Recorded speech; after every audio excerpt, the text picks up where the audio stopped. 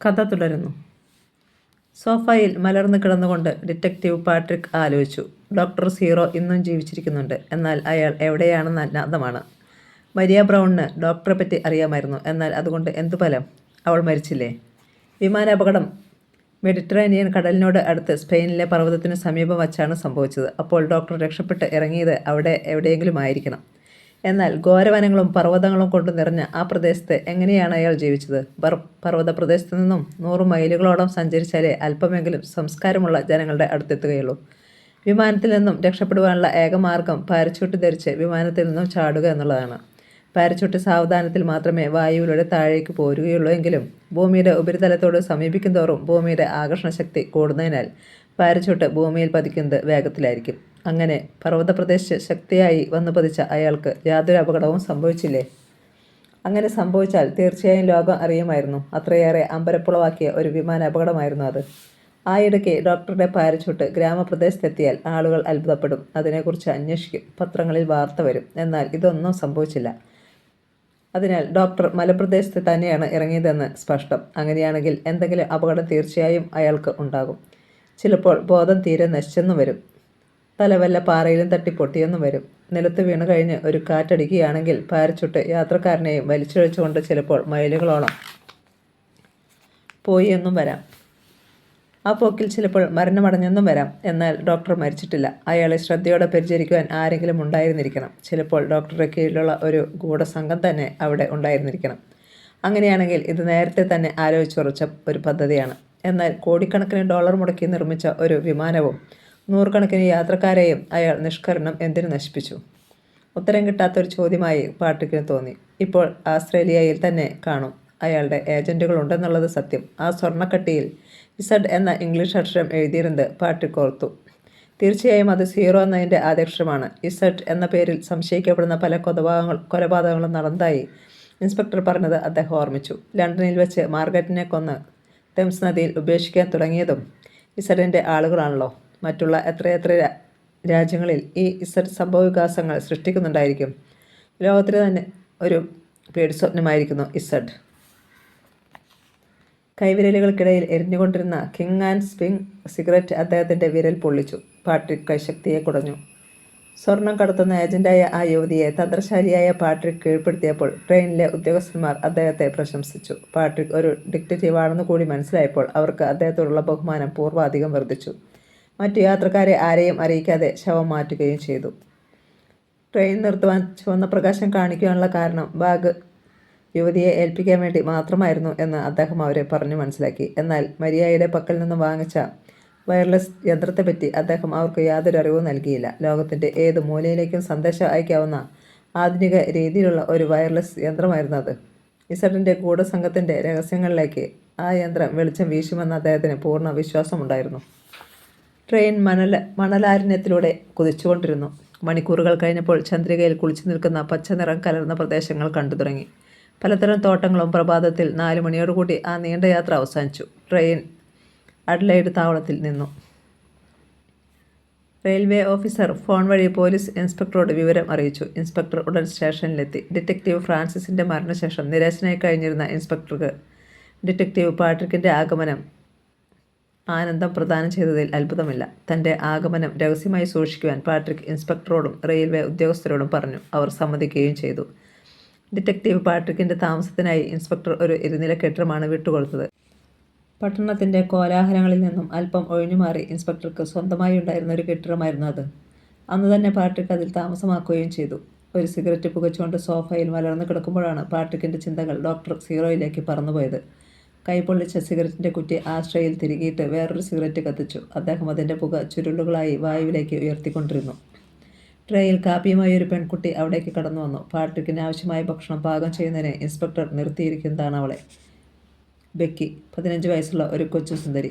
Becky tray മേശപ്പുറത്ത് വെച്ചു. Patrick അവളുടെ നേരെ നോക്കി. 15 വയസ്സുള്ള അവളിൽ ഒരു യുവതിയുടെ സൗന്ദര്യം പ്രകൃതി നൽകിയിട്ടുണ്ട്. അവളൊരു പുഞ്ചിരിയോടെ ട്രേയിൽ നിന്നും സോസറിൽ വെച്ചിരിക്കുന്ന ഒരു കപ്പ് കാപ്പി എടുത്ത് നീട്ടി. പാട്രിക് കാപ്പി ഒരിറക്ക് കുടിച്ചുകൊണ്ട് അവളുടെ മുഖത്തേക്ക് നോക്കി. ഒരു ഗ്രീക്ക് കലാകാരൻ്റെ കരവിരുത് പോലെ മനോഹരമായ അവളുടെ മാൻമിഴികളിലേക്ക് അദ്ദേഹം കൗതുകത്തോടെ നോക്കിയിരുന്നു പോയി. ലിപ്സ്റ്റിക് പുരട്ടിയിരിക്കുന്ന അവളുടെ ചമന്ന അധരങ്ങളിൽ ഒരു പുഞ്ചിരി മുട്ടിട്ടു. അവളുടെ നയനങ്ങൾ ജനൽ കർട്ടനുകളിലെ വിവിധ വർണ്ണത്തിലുള്ള ഡിസൈനുകളുടെ മനോഹാരിത ആസ്വദിക്കുകയായിരുന്നു. റോസ് നിറത്തിലുള്ള അവളുടെ മൃദുലമായ കവിളണകളെ ചെമ്പിച്ച മുടി മറച്ചിരിക്കുന്നു. കുറ്റാന്വേഷകൻ്റെ സമനില കൈവരിച്ച ശേഷം കാപ്പി ഒറ്റവലിക്ക് കുടിച്ചിട്ട് അദ്ദേഹം കപ്പും സോസറും ട്രേയിൽ വെച്ചു. Thank you my dear girl. അദ്ദേഹം തൻ്റെ പ്രിയപ്പെട്ട സിഗരറ്റിന് ലൈറ്റർ തെളിച്ചു തീ കൊളുത്തി. യജമാനൻ തൻ്റെ എന്ത് ഉപകാരത്തിനാണ് നന്ദി പറഞ്ഞതെന്ന് അറിയാതെ അത്ഭുതത്തോടെ അവൾ പാട്രിക്കിനൊന്ന് നോക്കി. എന്നിട്ട് ട്രേയും എടുത്തുകൊണ്ട് മുറിയിൽ നിന്ന് പോയി. പാട്രിക് തൻ്റെ വസ്ത്രങ്ങളിലേക്ക് നോക്കി. എല്ലാം മുഷിഞ്ഞു തുടങ്ങിയിരിക്കുന്നു. പുതിയ 4-5 ജോഡി വസ്ത്രം അയച്ചു തരാൻ ജോണിനോട് പറയണം. സിഗരറ്റും തീരാറായിരിക്കുന്നു. അദ്ദേഹം പിറുപിറുത്തു. പാട്രിക് വയർലെസ് യന്ത്രം പ്രവർത്തിപ്പിച്ച് ജോണുമായി ബന്ധപ്പെട്ട് കുറേ വസ്ത്രങ്ങളും തനിക്ക് പ്രിയപ്പെട്ട കിങ് ആൻഡ് സ്പ്രിംഗ് സിഗരറ്റും അയച്ചു തരാൻ ആവശ്യപ്പെട്ടു. അടുത്ത ദിവസം തന്നെ പ്ലെയിനിൽ അയച്ചു തരാം എന്ന മറുപടിയും വന്നു. വയർലെസ് യന്ത്രം ഓഫ് ചെയ്യുമ്പോൾ അദ്ദേഹത്തിൻ്റെ അധരങ്ങളിൽ ഒരു പുഞ്ചിരി വിടരുന്നുണ്ടായിരുന്നു. 12 ആവാൻ 3 മിനിറ്റ് ഉള്ളപ്പോൾ പാട്രിക് മുറിയിൽ നിന്നും പുറത്തിറങ്ങി കോണിപ്പടിയിറങ്ങി താഴത്തെ നിലയിലെത്തി. ഡൈനിങ് റൂമിലെത്തിയപ്പോൾ ഭിത്തിയിലെ ക്ലോക്ക് 12 പ്രാവശ്യം ശബ്ദിച്ചു. അപ്പോഴേക്കും ബെക്കി മേശയിൽ ഭക്ഷണം നിരത്തി കഴിഞ്ഞിരുന്നു. കറക്റ്റ് 1 മണിക്ക് പാട്രിക് ഡൈനിങ് റൂമിൽ നിന്നും പുറത്തു വന്നു. മുറിയിലെത്തി അന്നത്തെ ടൈം ടേബിൾ മറിച്ചു നോക്കി. അരമണിക്കൂർ കഴിഞ്ഞപ്പോൾ പാട്രിക് ഗാരേജിൽ നിന്നും കാർ പുറത്തെടുത്ത് പോലീസ് സ്റ്റേഷനെ ലക്ഷ്യമാക്കി ഓടിച്ചുപോയി. പകൽ അവസാനിക്കാറായി. രാത്രി വരവായി. അഡ്ലൈഡ് പട്ടണത്തിൻ്റെ മുകളിൽ ചെഞ്ചായം വാരി പൂശിയതുപോലെ കാണപ്പെട്ടു. പാട്രിക് തൻ്റെ കാറിൽ വന്നിറങ്ങി. മുറിയിലെത്തിയപ്പോഴേക്കും ബെക്കി കാപ്പിയുമായി എത്തി. കാപ്പി കുടി കഴിഞ്ഞ് ഒരു സിഗരറ്റും പുകച്ചുകൊണ്ട് അദ്ദേഹം എന്തോ ആലോചനയിൽ കണ്ടു. എത്ര നേരം അങ്ങനെ ഇരുന്നുവെന്നറിയില്ല. മേശപ്പുറത്ത് ടെലിഫോൺ ശബ്ദിച്ചപ്പോൾ അദ്ദേഹം ചിന്തയിൽ നിന്നും ഉണർന്നു. കസേരയിൽ ഇരുന്നുകൊണ്ട് തന്നെ കൈനീട്ടി റിസീവർ എടുത്തു. ഹലോ, ആരാണ്? സാർ, ഞാനാണ്. മറുവശത്തു നിന്നും ബെക്കിയുടെ മധുരമായ ശബ്ദം. താങ്കളെ കാണാൻ ഒരാൾ വന്നിരിക്കുന്നു. ആരാണ് ബെക്കി? അറിയില്ല സാർ. അത്യാവശ്യമായി താങ്കളെ കാണണമെന്നാണ് പറഞ്ഞത്. വെറും 5 മിനിറ്റ് നേരത്തേക്ക് മാത്രം. ശരി, അയാളോട് വിസിറ്റിംഗ് റൂമിൽ ഇരിക്കാൻ പറയൂ. പാട്രിക് റിസീവർ താഴെ വെച്ചു. സിഗരറ്റിൻ്റെ കുറ്റി ആശ്രയിൽ തിരുകിയിട്ട് മുറിയിൽ നിന്നും പുറത്തിറങ്ങി വളഞ്ഞു തിരിഞ്ഞു പോകുന്ന കോണിപ്പടി ഇറങ്ങി. കോണിപ്പടിയുടെ മുൻപിലായി ദീർഘകായനായ ഒരു മനുഷ്യൻ നിന്നിരുന്നു. അയാൾ കറുത്തു നീണ്ട ഓവർകോട്ടും കറുത്ത പാൻറ്റുമാണ് ധരിച്ചിരിക്കുന്നത്. ഒരു കറുത്ത തൊപ്പി തലയിലുമുണ്ട്. കഴുത്തിൽ ഒരു മഞ്ഞ ടവൽ ചുറ്റിയിട്ടുണ്ട്. 2 കൈകളും ഓവർകോട്ടിൻ്റെ പോക്കറ്റുകളിൽ തിരികെയിരുന്നു. പാട്രിക് കോണിപ്പടി ഇറങ്ങി തൊട്ട് മുൻപിലെത്തിയപ്പോൾ അയാൾ വലതുകരം പോക്കറ്റിൽ നിന്നും എടുത്തു. ആ കൈയിൽ റിവോൾവർ ഉണ്ടായിരുന്നു. Hands up. റിവോൾവർ പാട്രിക്കിൻ്റെ നെഞ്ചിന് നേരെ നീട്ടിക്കൊണ്ട് അയാൾ കനത്ത സ്വരത്തിൽ പറഞ്ഞു. സന്ദർശകനെ കാണാനെത്തിയ പാട്രിക് യാതൊരുവിധ ആയുധങ്ങളും കൊണ്ടുവന്നിരുന്നില്ല. അദ്ദേഹം ഇത് കർത്തവ്യ മോഡനായി നിന്നുപോയി. എന്താണ് ചെയ്യേണ്ടത്? പാട്രിക് ആലോചിച്ചു. റിവോൾവർ എടുക്കാതിരുന്നത് ബുദ്ധിമോശമായി പോയി. എന്നാൽ ഇങ്ങനെയുള്ള ഒരുവനാണ് സന്ദർശകനെന്ന് ആരറിഞ്ഞു? ഇങ്ങനെയൊരു പ്രതിസന്ധിയെ നേരിടേണ്ടി വരുമെന്ന് അദ്ദേഹം കരുതിയിരുന്നില്ല. അദ്ദേഹം ദീർഘകായൻ്റെ മുഖത്തേക്കും കയ്യിലിരിക്കുന്ന റിവോൾവറിലേക്കും മാറി മാറി നോക്കി. അയാളുടെ വിരൽ തോക്കിൻ്റെ കാഞ്ചിയുടെ മുകളിൽ വിശ്രമിക്കുന്നുണ്ടായിരുന്നു. ആ വിരലൊന്ന് അമർന്നാൽ? കൈകൾ മുകളിലേക്ക് ഉയർത്തു. കനത്ത സ്വരത്തിൽ അയാൾ പറഞ്ഞു. അയാൾക്ക് കീഴടങ്ങണമോ? പാട്രിക് ഒരു നിമിഷം ചിന്തിച്ചു. മനസ്സിൽ കൊടുങ്കാറ്റ് ആഞ്ഞടിക്കുന്നു. അതിൽപ്പെട്ട് കറങ്ങുന്ന ഗ്ലോബ് പോലെ അദ്ദേഹത്തിൻ്റെ ബുദ്ധി ഭ്രമണം ചെയ്യുകയാണ്. അയാളുടെ കൈവിരൽ കാഞ്ചിയിൽ സ്പർശിക്കുന്നത് പാട്രിക് കണ്ടു. അദ്ദേഹത്തിൻ്റെ ജീവൻ ഒരു ബുള്ളറ്റിനാൽ അവസാനിക്കുവാൻ പോവുകയാണ്. സ്വേദകണങ്ങൾ പൊടിഞ്ഞ പാട്രിക്കിൻ്റെ മുഖത്ത് ഒരു പുഞ്ചിരി മുട്ടിട്ടു. പാതിരാവിലെ പനിമതി പോലെ. ഇതെൻ്റെ അവസാനത്തെ ആജ്ഞയാണ്. കൈകൾ ഉയർത്തു. റിവോൾവർ പാട്രിക്കിൻ്റെ നെഞ്ചിന് അടുപ്പിച്ചുകൊണ്ട് അയാൾ പറഞ്ഞു. നിങ്ങൾ എന്നെ കൊല്ലുന്നതിന് മുമ്പ് നിങ്ങൾ മരിച്ചു കഴിഞ്ഞിരിക്കുന്നു. പാട്രിക് ഒരു പുഞ്ചിരിയോടെ പറഞ്ഞു. നിങ്ങളുടെ പുറകിൽ എൻ്റെ വൃത്തിയുടെ കൈത്തോക്ക് അതിന് തയ്യാറെടുക്കുന്നു. മനുഷ്യസഹജമായ പരിഭ്രമത്തോടെ അയാൾ തിരിഞ്ഞു നോക്കിയതും പാട്രിക് റിവോൾവർ തട്ടിത്തെറിപ്പിച്ചത് ഒന്നിച്ചായിരുന്നു. തുടർന്ന് ഒരു ദ്വന്ദ്വയുദ്ധം തന്നെ നടന്നു. പാട്രിക്കിൻ്റെ ഉരുക്കുമുഷ്ടി എതിരാളിയുടെ ശരീരത്തിൽ ആഞ്ഞു പതിച്ചുകൊണ്ടിരുന്നു. എതിരാളിയും കീഴടങ്ങുന്ന ലക്ഷണമില്ല. അയാളും വാശിയോടെ ഡിറ്റക്റ്റീവിനെ ആക്രമിക്കുന്നുണ്ടായിരുന്നു. വിസിറ്റിംഗ് റൂമിലെ ശബ്ദം കേട്ടുകൊണ്ട് ബെക്കി ഓടിയെത്തി. സന്ദർശകനും യജമാനും തമ്മിൽ മൽപ്പിടുത്തം നടത്തുന്നത് അവൾ ഭയത്തോടെ നോക്കി നിന്നു. ഇടികൂടാനായി വരുന്ന സന്ദർശകന്മാരുണ്ടോ? അവൾ ചിന്തിച്ചു പോയി. ഏതായാലും തൻ്റെ യജമാനിൻ്റെ കയ്യിൽ നിന്നും കണക്കിന് കിട്ടുന്നുണ്ടോ എന്ന് ഓർത്തപ്പോൾ അവൾക്ക് സന്തോഷം തോന്നി. തൻ്റെ യജമാനെ അല്പമെങ്കിലും സഹായിച്ചാൽ എന്താണെന്ന് അവൾക്ക് തോന്നി. എന്നാൽ എങ്ങനെ സഹായിക്കും? അപ്പോൾ മേശയുടെ അടിയിലായി പാട്രിക് തട്ടിത്തെറിപ്പിച്ച റിവോൾവർ കിടക്കുന്നത് അവൾ കണ്ടു. അവൾ അത് കുഞ്ഞെടുത്തുകൊണ്ട് എതിരാളിയുടെ നേരെ നീങ്ങി. Hands up. അവൾ റിവോൾവർ അയാളുടെ നേരെ നീട്ടി. അയാൾ നിശ്ചലനായി കൈ മുകളിലേക്ക് ഉയർത്തി. പാട്രിക്കിന് അവളിൽ മതിപ്പ് തോന്നി. ബുദ്ധിയുള്ള വൃത്യ. അദ്ദേഹം അവളുടെ കയ്യിൽ നിന്നും റിവോൾവർ വാങ്ങി. ആ കസേരയിലിരിക്കൂ. റിവോൾവർ അയാളുടെ നേരെ നീട്ടിക്കൊണ്ട് അദ്ദേഹം പറഞ്ഞു. അയാൾ അനുസരിച്ചു. കൈകൾ പുറകിലേക്ക് നീട്ടുക. അയാൾക്ക് അഭിമുഖമായ ഒരു സോഫയിൽ ഇരുന്നു കൊണ്ട് പാട്രിക് കൽപ്പിച്ചു. അയാൾ തൻ്റെ നേരെ ഗർജിക്കാൻ തയ്യാറായി നിൽക്കുന്ന റിവോൾവറിലേക്ക് നോക്കി. ഗത്യന്തരമില്ലാതെ കൈകൾ പുറകിലേക്ക് നീട്ടി. പാട്രിക് കോട്ടിൻ്റെ പോക്കറ്റിൽ നിന്ന് നൈലോൺ ചരടെടുത്ത് ബക്കിയുടെ അടുത്തേക്ക് എറിഞ്ഞു കൊടുത്തു. ബക്കി, അയാളുടെ കൈകൾ ബന്ധിക്കൂ. അനന്തരം തൻ്റെ സന്ദർശകനോടായി പറഞ്ഞു. നിങ്ങൾ അനങ്ങരുത്. അവൾ കൈകൾ ബന്ധിക്കട്ടെ. റിവോൾവറിൻ്റെ കുഴൽ അയാളുടെ നെഞ്ചിനു നേരെ തിരിച്ചു. ബക്കി അയാളുടെ കൈകൾ കസാരയോട് ചേർത്ത് ബന്ധിച്ചു. അതിനുശേഷം അവൾ മുറിയിൽ നിന്നും ഇറങ്ങിപ്പോയി. എൻ്റെ ചോദ്യങ്ങൾക്ക് ശരിയായ ഉത്തരം നൽകണം, അല്ലെങ്കിൽ നിങ്ങളുടെ റിവോൾവർ കൊണ്ട് തന്നെ നിങ്ങൾ മരിക്കേണ്ടതായി വരും. ഡിറ്റക്റ്റീവ് സന്ദർശകൻ്റെ നേരെ നോക്കി. അയാൾ മൗനമായിരുന്നു. നിങ്ങളുടെ പേരെന്താണ്? ല്യൂബോക്ക്.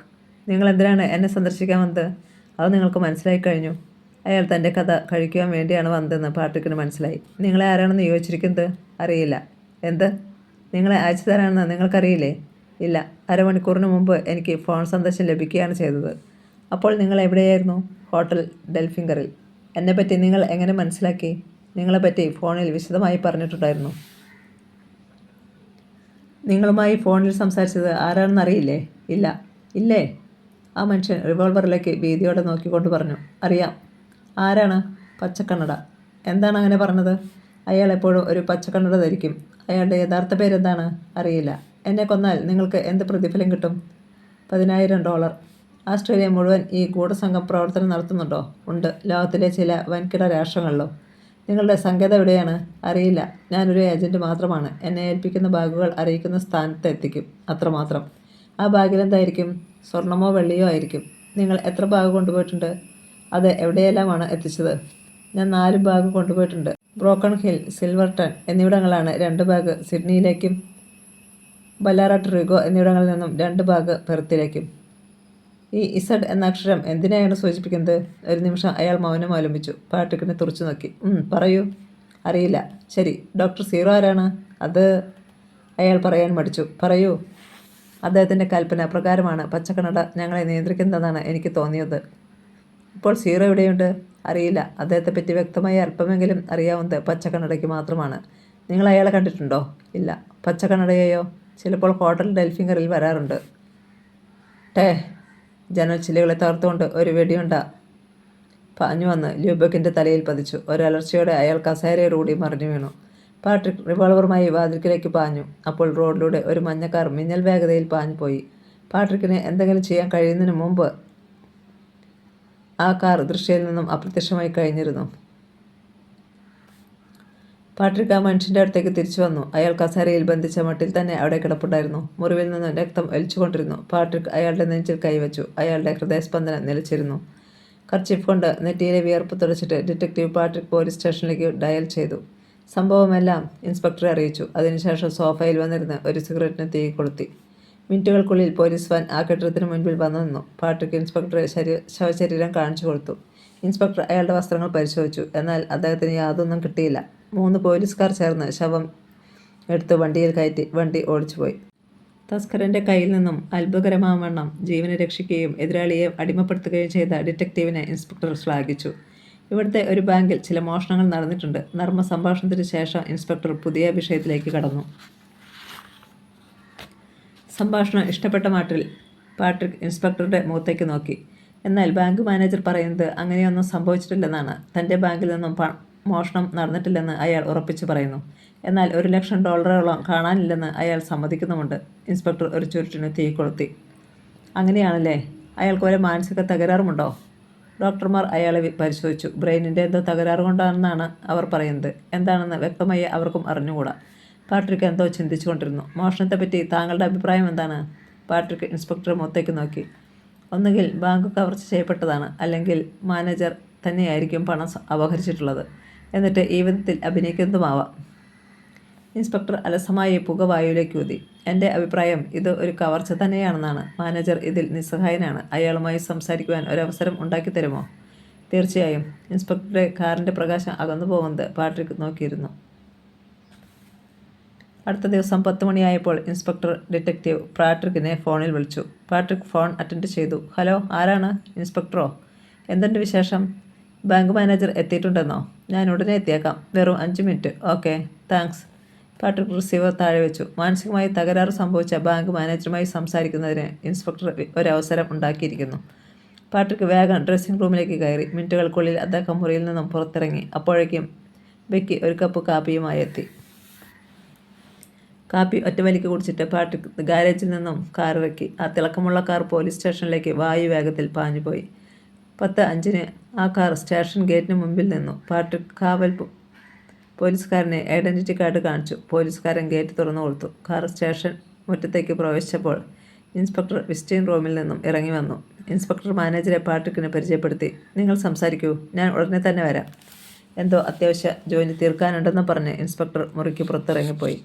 നിങ്ങളുടെ ബാങ്കിൽ ചില മോഷണങ്ങൾ നടന്നതായി അറിയുന്നു, അത് ശരിയാണോ? പാട്രിക് മാനേജരുടെ മുഖത്തേക്ക് നോക്കി. എൻ്റെ ബാങ്കിലെ സേഫ് തുറന്നിട്ടില്ല എന്ന് ഞാൻ ദൃഢമായി വിശ്വസിക്കുന്നു. എന്നാൽ സേഫിൽ നിന്നും $1,00,000 അപ്രത്യക്ഷമായിരിക്കുന്നു. എങ്ങനെയാണത് സംഭവിച്ചതെന്ന് എനിക്കറിയില്ല, മാനേജർ വിനീതനായി പറഞ്ഞു. സേഫിൽ എത്ര $1,00,000 ഉണ്ടായിരുന്നു? 2.5 ലക്ഷം. ഇപ്പോൾ 1.5 ലക്ഷമേ ഉള്ളൂ. ഈ മോഷണം നടന്നത് എന്നാണ്? കഴിഞ്ഞ ബുധനാഴ്ച. പാട്രിക് എന്തോ ആലോചിച്ചിരുന്നു. അല്പം കഴിഞ്ഞ് അദ്ദേഹം ചോദിച്ചു, നിങ്ങളെപ്പോഴും ബാങ്കിൽ തന്നെ കാണുമോ? എപ്പോഴും കാണുകയില്ല. ഇക്കഴിഞ്ഞ 2 ആഴ്ചയായി ഞാൻ ബാങ്കിലുണ്ടായിരുന്നു. നിങ്ങളുടെ ബാങ്ക് സമയം എത്ര മണിക്കൂറാണ്? രാവിലെ 8 മുതൽ വൈകിട്ട് 3 മണി വരെ. ആകെ 7 മണിക്കൂർ. ഞായർ ഒഴിവായിരിക്കും. പാട്രിക് ഒരു സിഗരറ്റിന് ലൈറ്റർ തെളിച്ചു തീ കൊളുത്തി. എന്നിട്ട് സിഗരറ്റ് കേസ് മാനേജറുടെ നേരെ നീട്ടി. താങ്ക് യു, ഞാൻ സിഗരറ്റ് വലിക്കാറില്ല, എനിക്ക് ചുരുട്ടാണ് ഇഷ്ടം. അയാൾ ഒരു ചുരുട്ടെടുത്ത് കത്തിച്ചു. ചുണ്ടിൽ തിരികെ. ബുധനാഴ്ച നിങ്ങളെ കാണുവാൻ ആരെങ്കിലും വന്നിരുന്നോ? പുകച്ചുരുൾ വായുവിലേക്ക് ഉയർത്തിക്കൊണ്ട് പാട്രിക് ചോദിച്ചു. മാനേജർ എന്തോ ആലോചിച്ചുകൊണ്ടിരുന്നു. ഓർമ്മകളുടെ ചവറ്റുകൊട്ടയിൽ തിരയുകയാവും. ആരും വന്നതായി ഓർക്കുന്നില്ല. അയാൾ വീണ്ടും അഗാധമായി ചിന്തിക്കുന്ന പോലെ കാണപ്പെട്ടു. ഒന്നുകൂടി ആലോചിച്ച് നോക്കൂ.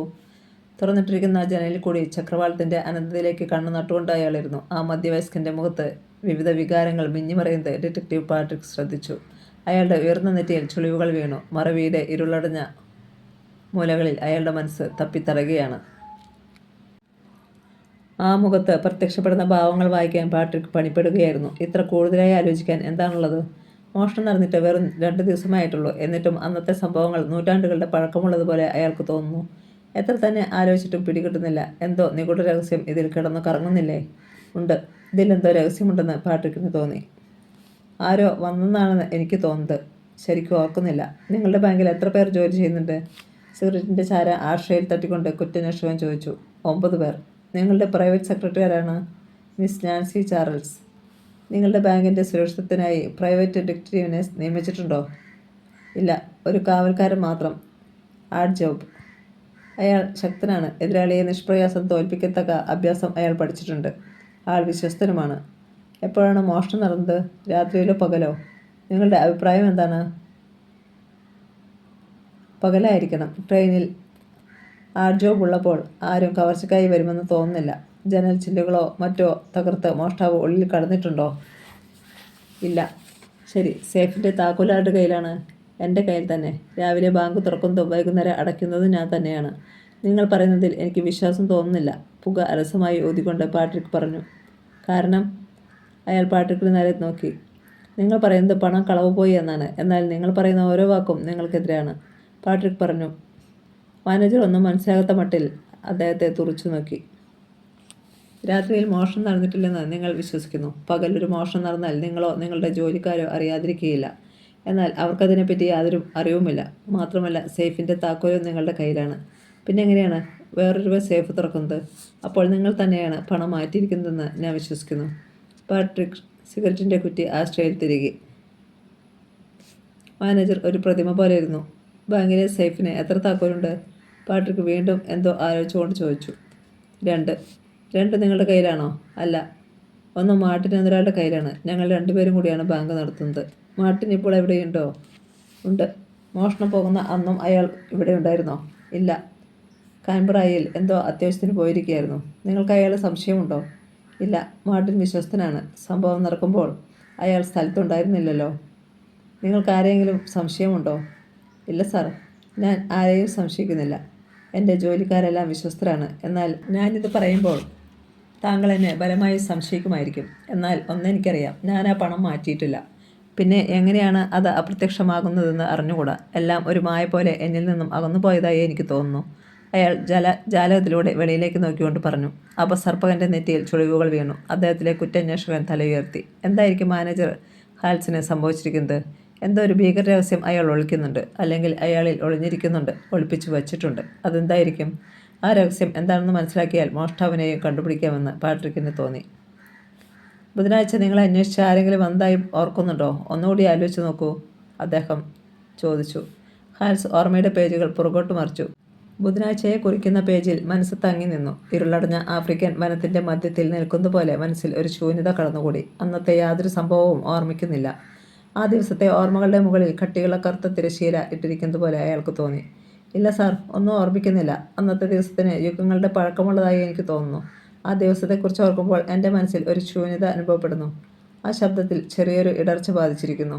എന്താ, സംസാരിച്ചു കഴിഞ്ഞോ? ഇൻസ്പെക്ടർ തിരിച്ചു വന്നു. കഴിഞ്ഞു, പാട്രിക് അലസമായി മറുപടി പറഞ്ഞു. അതിനുശേഷം ഹാൽസിൻ്റെ നേരെ തിരിഞ്ഞു. നിങ്ങൾ ഉടൻ തന്നെ മിസ് നാൻസി ചാർൽസിനെ ഇങ്ങോട്ട് പറഞ്ഞേക്കണം. ശരി സാർ. അയാൾ എഴുന്നേറ്റ് യാത്ര ചോദിച്ചിട്ട് കാറിനടുത്തേക്ക് നടന്നു. ഹാൻസ് കാറിൽ കയറി. അത് പട്ടണത്തിൻ്റെ വിരിമാറിലൂടെ അപ്രത്യക്ഷമാകുന്നു നോക്കി പാട്രിക് വരാന്തയിൽ നിന്നു. വല്ല തുമ്പും കിട്ടിയോ മിസ്റ്റർ പാട്രിക്? ഇൻസ്പെക്ടർ അദ്ദേഹത്തിൻ്റെ പുറത്ത് തട്ടി. കിട്ടിയെന്നും ഇല്ലെന്നും പറയാൻ പറ്റില്ല. ഏതായാലും ഒന്ന് ശരിയാണ്, മോഷ്ടാവിനെപ്പറ്റി അയാൾക്കറിയാം. എന്നാൽ അന്നത്തെ ദിവസത്തെപ്പറ്റി അയാൾക്കൊന്നും അറിയില്ല. ലോകത്തിൽ ഇന്നുവരെ സംഭവിച്ചിട്ടില്ലാത്ത ഒരു മറവി അയാളെ ബാധിച്ചിരിക്കുന്നു. അതും മോഷണം നടന്ന ആ ദിവസം മാത്രം, വെനസ്ഡേ. ഗഹനമായ എന്തോ ചിന്തിക്കുന്ന പോലെ പാട്രിക് കാണപ്പെട്ടു. ഇൻസ്പെക്ടർക്കൊന്നും മനസ്സിലായില്ല. എന്താണ്? എനിക്കൊന്നും മനസ്സിലാകുന്നില്ല. എല്ലാം മനസ്സിലാക്കാം. ഉടൻ തന്നെ അയാളുടെ പ്രൈവറ്റ് സെക്രട്ടറി നാൻസി ചാർൽസ് ഇവിടെ വരും. അവളിൽ നിന്നെന്തെങ്കിലും മനസ്സിലാക്കാൻ കഴിഞ്ഞേക്കും. പാട്രിക് ഒരു സിഗരറ്റ് എടുത്ത് കത്തിച്ചു. അതിൻ്റെ പുക അലസമായി വായുവിലേക്ക് ഊതി പറപ്പിച്ചുകൊണ്ട് നാൻസിയുടെ വരവും പ്രതീക്ഷിച്ച് റോഡിലേക്ക് നോക്കിക്കൊണ്ടിരുന്നു. ഇൻസ്പെക്ടറും അദ്ദേഹത്തിൻ്റെ അടുത്ത് തന്നെ നിന്നു. എന്തായിരിക്കും പാട്രിക് നാൻസിയുമായി സംസാരിക്കാൻ പോകുന്നത്? മോഷ്ടാവിനെക്കുറിച്ച് എന്തെങ്കിലും അറിവ് കിട്ടിയിരിക്കുന്നുവോ? അദ്ദേഹം ആകാംക്ഷയുടെ പുറത്തേക്ക് നോക്കി നിന്നു. ഇരുവശങ്ങളിലുമുള്ള ഉത്തുംഗങ്ങളായ കെട്ടിടങ്ങളെ പിന്നിലാക്കിക്കൊണ്ട് ഒരു കാർ പാഞ്ഞു വരുന്നത് അവർ കണ്ടു. നീല നിറത്തിലുള്ള ആ കാർ പോലീസ് സ്റ്റേഷന് മുന്നിൽ ഒരു ഞരക്കത്തോടെ നിന്നു. അതിൻ്റെ ഫ്രണ്ട് ഡോർ തുറന്ന് ഒരു യുവതി പുറത്തേക്ക് ഇറങ്ങി. ഗേറ്റ് തുറന്നു കൊടുക്കാൻ ഇൻസ്പെക്ടർ കാവൽ പോലീസുകാരോട് കൽപ്പിച്ചു. അയാൾ ഗേറ്റ് തുറന്ന് ആ യുവതിയെ അകത്തു കടക്കാൻ അനുവദിച്ചു. അവൾ ഇൻസ്പെക്ടറുടെ അടുത്തേക്ക് അല്പം പരിഭ്രമത്തോടെയാണെങ്കിലും ധൈര്യം നടിച്ചു കൊണ്ടുവന്നു. അപ്പോൾ പാട്രിക് അവളെ ശ്രദ്ധിച്ചു പഠിക്കുകയായിരുന്നു. ഒരു മെലിഞ്ഞ യുവതിയായിരുന്നു അവൾ. പ്രഥമ വീക്ഷണത്തിൽ തന്നെ ഒരു 20 വയസ്സ് തോന്നിക്കും. 1.5 മുഴം നീളം വരുന്ന അവളുടെ ചെമ്പൻ തലമുടി യൗവനം മുറ്റി നിൽക്കുന്ന മാറിൽ വിശ്രമിക്കുന്നു. കണ്ണുകളിൽ മസ്കാരയും അധരങ്ങളിൽ ലിപ്റ്റിക്കും നഖങ്ങളിൽ ക്യൂട്ടക്സും സൗന്ദര്യം വർദ്ധിപ്പിക്കുന്നു. ഒരു മോഡേൺ ഗേൾ. അവളുടെ റോസ് നിറത്തിലുള്ള നീണ്ടുമെലിഞ്ഞ വലത് കരത്തിൽ ഒരു വാനിറ്റി ബാഗ് ഉണ്ടായിരുന്നു. അകത്തേക്ക് വരൂ. അവൾ അടുത്തെത്തിയപ്പോൾ പാട്രിക് അവളെ ഉള്ളിലേക്ക് ക്ഷണിച്ചു. പാട്രിക് ഒരു കസേരയിൽ ഇരുന്നിട്ട് അഭിമുഖമായി കിടക്കുന്ന കസേരയിൽ ഇരിക്കാൻ അവളോട് ആംഗ്യം കാണിച്ചു. അവൾ അനുസരിച്ചു. അടുത്തൊരു കസേരയിൽ ഇൻസ്പെക്ടറും വന്നിരുന്നു. ഭവതിയുടെ പേര് നാൻസി ചാർൽസ് എന്നല്ലേ? പാട്രിക് സംഭാഷണം ആരംഭിച്ചു. അതെ, അവൾ പ്രതിവചിച്ചു. Miss or Mrs? മിസ്. അവൾ ചിരിച്ചു. കഴിഞ്ഞ ബുധനാഴ്ച ഭവതി ബാങ്കിലുണ്ടായിരുന്നോ? ഉണ്ടായിരുന്നു. അന്നല്ലേ മോഷണം നടന്നത്? അതെ. അന്ന് മാനേജർ ഹാൻസ് അവിടെ ഉണ്ടായിരുന്നോ? ഉവ്വ്. കഴിഞ്ഞ 2 ആഴ്ച അദ്ദേഹം അവിടെ ഉണ്ടായിരുന്നു. ഹാൻസിനെ പറ്റി ഭവതിയുടെ അഭിപ്രായം എന്താണ്? മനസ്സിലായില്ല. അവൾ അദ്ദേഹത്തിൻ്റെ മുഖത്തേക്ക് നോക്കി. മദ്യപാനമോ മറ്റേതെങ്കിലും സ്വഭാവ ദോഷമോ ഉണ്ടോ എന്നറിയാനാ? ഇല്ല, അദ്ദേഹം മദ്യപിച്ചതായി എനിക്കറിയില്ല. അന്തസ്സുള്ള ഒരു പെരുമാറ്റമാണ് അദ്ദേഹത്തിൽ നിന്നും എനിക്ക് ലഭിച്ചിട്ടുള്ളത്. കഴിഞ്ഞ ബുധനാഴ്ച ആരെങ്കിലും ബാങ്കിൽ സന്ദർശകരായിട്ടോ മറ്റേതെങ്കിലും തരത്തിൽ സംശയിക്കത്തക്ക പ്രാധാന്യമുള്ളവരോ ആരെങ്കിലും പെട്ടെന്ന് വന്നിട്ടുണ്ടോ? ആലോചിച്ച് പറഞ്ഞാൽ മതി. പാട്രിക് തൻ്റെ പ്രിയപ്പെട്ട കിങ് ആൻഡ് സ്പ്രിംഗ് സിഗരറ്റിന് തീ കൊളുത്തി. വന്നിരുന്നു. അല്പനേരത്തെ മൗനത്തിന് ശേഷം നാൻസി പറഞ്ഞു. ആരാണ്? പാട്രിക് ആകർഷയോട് ചോദിച്ചു. ആരാണെന്നറിയില്ല. ഒരു കാറിലാണ് വന്നത്. 3 പേരുണ്ടായിരുന്നു. 3 ദീർഘകായന്മാർ. അവർ വന്നിട്ട് എന്ത് ചെയ്തു? അവർ നേരെ മാനേജറുടെ മുറിയിലേക്ക് കയറിപ്പോയി. അല്പം കഴിഞ്ഞപ്പോൾ അദ്ദേഹത്തോടുകൂടി അവർ തിരിച്ചുപോയി. അദ്ദേഹത്തിൻ്റെ സ്നേഹിതന്മാരാണെന്ന് തോന്നുന്നു. ആ കാറിൻ്റെ നിറം ഓർക്കുന്നുണ്ടോ? ഒരു മഞ്ഞ കാർ. കാർ നമ്പറോ? ഞാൻ നോക്കിയില്ല. അതിൻ്റെ ആവശ്യമുണ്ടെന്ന് കരുതിയതുമില്ല. 3 പേരെയും പറ്റി ഒരു വിവരണം തരാൻ സാധിക്കുമോ? 3 പേരും ഒരേ വേഷക്കാരായിരുന്നു. കറുത്ത പാൻറ്റും കറുത്ത കോട്ടും. ഒരാൾ ഒരു പച്ചക്കണ്ണടയും ധരിച്ചിരുന്നു. പച്ചക്കണ്ണട? ഇൻസ്പെക്ടർ അത്ഭുതത്തോടെ പറഞ്ഞു. ശബ്ദിക്കരുതെന്ന് പാട്രിക് അദ്ദേഹത്തെ ആംഗ്യം കാണിച്ചു. അനന്തരം നാൻസിയോട് ചോദിച്ചു. ഹാൽസ് തിരിച്ചു വന്നപ്പോഴാണ്? ഏകദേശം 1 മണിക്കൂർ കഴിഞ്ഞാണ്. കൂടെ ആരെങ്കിലും ഉണ്ടായിരുന്നോ? 3-ൽ ഒരാൾ. ആ സമയം അവരെ ജോലിക്കാരാരെങ്കിലും ശ്രദ്ധിച്ചിരുന്നോ? ശ്രദ്ധിച്ചു കാണുകയില്ല. കാരണം ദിവസവും അദ്ദേഹത്തിൻ്റെ സുഹൃത്തുക്കൾ അവിടെ വരാറുണ്ട്. അവരെയൊക്കെ ശ്രദ്ധിച്ചിരുന്നാൽ അവരുടെ ജോലി നടക്കുകയില്ല. അവരുടെ സംഭാഷണമൊന്നും ഞാനും ശ്രദ്ധിച്ചിരുന്നില്ല. എനിക്കും വളരെയധികം ജോലിയുണ്ടായിരുന്നു. അയാൾ എപ്പോഴാണ് തിരിച്ചുപോയത്? 5 മിനിറ്റ് കഴിഞ്ഞപ്പോൾ അയാൾ പോയി എന്നാണ് തോന്നുന്നത്. കയ്യിൽ എന്തെങ്കിലും ഉണ്ടായിരുന്നതായി ഓർക്കുന്നുണ്ടോ? സോറി, ഞാൻ മറന്നുപോയി. അയാൾ വന്നപ്പോൾ കയ്യിൽ ഒരു സൂട്ട് കേസ് ഉണ്ടായിരുന്നു. തിരിച്ചു പോകുമ്പോഴും അതുണ്ടായിരുന്നു. സേഫ് തുറക്കുന്നതിൻ്റെ എന്തെങ്കിലും ശബ്ദം കേട്ടോ? ഓർക്കുന്നില്ല. ഹാൽസ് അയാളുടെ കൂട്ടത്തിൽ പോവുകയുണ്ടായോ? ഉവ്വ്. പിന്നെ ബാങ്കടയ്ക്കുന്ന നേരത്താണ് തിരിച്ചു വന്നത്. അതുവരെ എവിടെയായിരുന്നതെന്ന് അറിയാമോ? അറിയില്ല. തിരിച്ചു വരുമ്പോൾ അയാളിൽ എന്തെങ്കിലും മാറ്റമുണ്ടായിരുന്നോ? പതിവ് പോലെ സന്തോഷവാനായിരുന്നു. പണം അപഹരിക്കപ്പെട്ടെന്നറിഞ്ഞപ്പോൾ അയാളുടെ ഭാവം എന്തായിരുന്നു? യാതൊരു സങ്കടവും അപ്പോൾ അദ്ദേഹത്തിനുണ്ടായിരുന്നില്ല. ഏത് സമയവും എന്തോ ചിന്തിക്കുന്ന പോലെ കാണപ്പെട്ടു. എന്തോ ബുദ്ധിഭ്രംശം സംഭവിച്ചതുപോലെ. ഭൗതികയുടെ ഉപകാരത്തിന് നന്ദി. ഭൗതികയുടെ സഹായം ആവശ്യമുള്ളപ്പോൾ ഞാൻ വിളിക്കും. വിരോധമുണ്ടോ? പാട്രിക് നാൻസിയുടെ നേരെ നോക്കി. ഓ നോ, അവൾ പുഞ്ചിരിച്ചു. താങ്കൾക്ക് മോഷ്ടാവിനെപ്പറ്റി കുറേയൊക്കെ അറിയാമെന്ന് തോന്നുന്നു. എന്നോടുകൂടി പറയരുതോ? നാൻസി പോയി കഴിഞ്ഞപ്പോൾ ഇൻസ്പെക്ടർ ഡിറ്റക്റ്റീവിനോട് ചോദിച്ചു. പറയാം. പാട്രിക് കെട്ടുപോയ സിഗരറ്റ് ആസ്ട്രേയിൽ നിക്ഷേപിച്ചിട്ട് വേറൊന്നിനെ ലൈറ്റർ തെളിച്ച് തീ കൊളുത്തി. ഈ കഴിഞ്ഞ ബുധനാഴ്ച, അതായത് പണം അപഹരിക്കപ്പെട്ട ദിവസം, മാനേജർ ഹാൻസിൻ്റെ ചില സുഹൃത്തുക്കൾ ബാങ്കിൽ എത്തുകയുണ്ടായി. പാട്രിക് സിഗരറ്റ് ചുണ്ടിൽ തിരുകി പുകച്ചുരുളുകളായി വായുവിലേക്ക് ഊതി. അതിനുശേഷം തുടർന്നു. ആ സന്ദർശകർ 3 പേരുണ്ടായിരുന്നു. അവർ വന്നത് ഒരു മഞ്ഞക്കാറിലാണ്.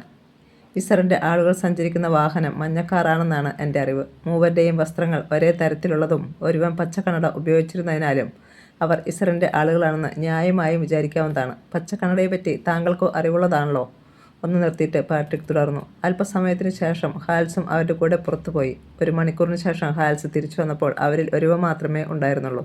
അയാളുടെ കയ്യിൽ ഒരു സൂട്ട് കേസും ഉണ്ടായിരുന്നു. മിനിറ്റുകൾക്കുള്ളിൽ അവൻ പുറത്തു പോവുകയും ചെയ്തു. ഈ സംഭവങ്ങൾക്കെല്ലാം നാൻസി ദൃക്സാക്ഷിയാണ്. പാട്രിക് സിഗരറ്റ് അതിരങ്ങളിൽ തിരികെ പുകയെടുത്തു. അപ്പോൾ മോഷണം നടന്നത് എപ്പോഴാണ്?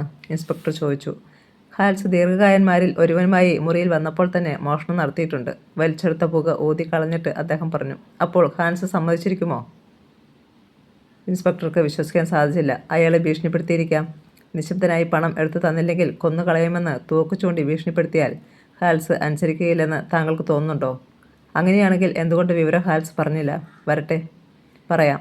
സൂട്ട് കേസുകാരനുമായി വന്നപ്പോഴാണ് പണം അപഹരിക്കപ്പെട്ടിട്ടുള്ളതെന്ന് സ്പഷ്ടമാണ്. കാരണം അതിനു മുൻപോ പിൻപോ അതിനുള്ള സാഹചര്യം ഉണ്ടായിട്ടില്ല എന്നുള്ളതാണ്. പണം സൂട്ട് കേസിലേക്ക് മാറ്റിയ ശേഷം ഹാൽസിനെ അയാൾ നിർബന്ധിച്ചു കൊണ്ടുപോയിരിക്കണം. ചിലപ്പോൾ അപ്പോഴും ഭീഷണിപ്പെടുത്തിയിരിക്കും. എങ്കിൽ എന്തുകൊണ്ട് മുഴുവൻ പണവും അയാൾ അപഹരിച്ചില്ല? അതിൽ പല കാരണങ്ങളുണ്ട്. ഒന്നാമതായി, മുഴുവൻ പണവും ചോദിച്ചാൽ മരിക്കേണ്ടി വന്നാലും ഹാൽസ് അതിന് സമ്മതിച്ചെന്ന് വരില്ല. മറ്റൊന്ന്, മോഷണത്തിന് ശേഷം അന്വേഷകനെ ചിന്താധീനനാക്കുവാൻ വേണ്ടിയാണ് കുറേ പണം മോഷ്ടിച്ചത്. കുറേ പണം മാത്രം മോഷ്ടിച്ചാൽ പോലീസ് ഉദ്യോഗസ്ഥന്മാർ മാനേജറെ തന്നെ സംശയിക്കുമെന്ന് അയാൾ കരുതിയിരിക്കും. താങ്കളും അങ്ങനെ തന്നെയല്ലേ കരുതിയിരുന്നത്? ഇൻസ്പെക്ടർ തലകുലുക്കി. ഇനിയാണ് ഹാൽസിൻ്റെ മറുപടിയെ പ്രശ്നം വരുന്നത്.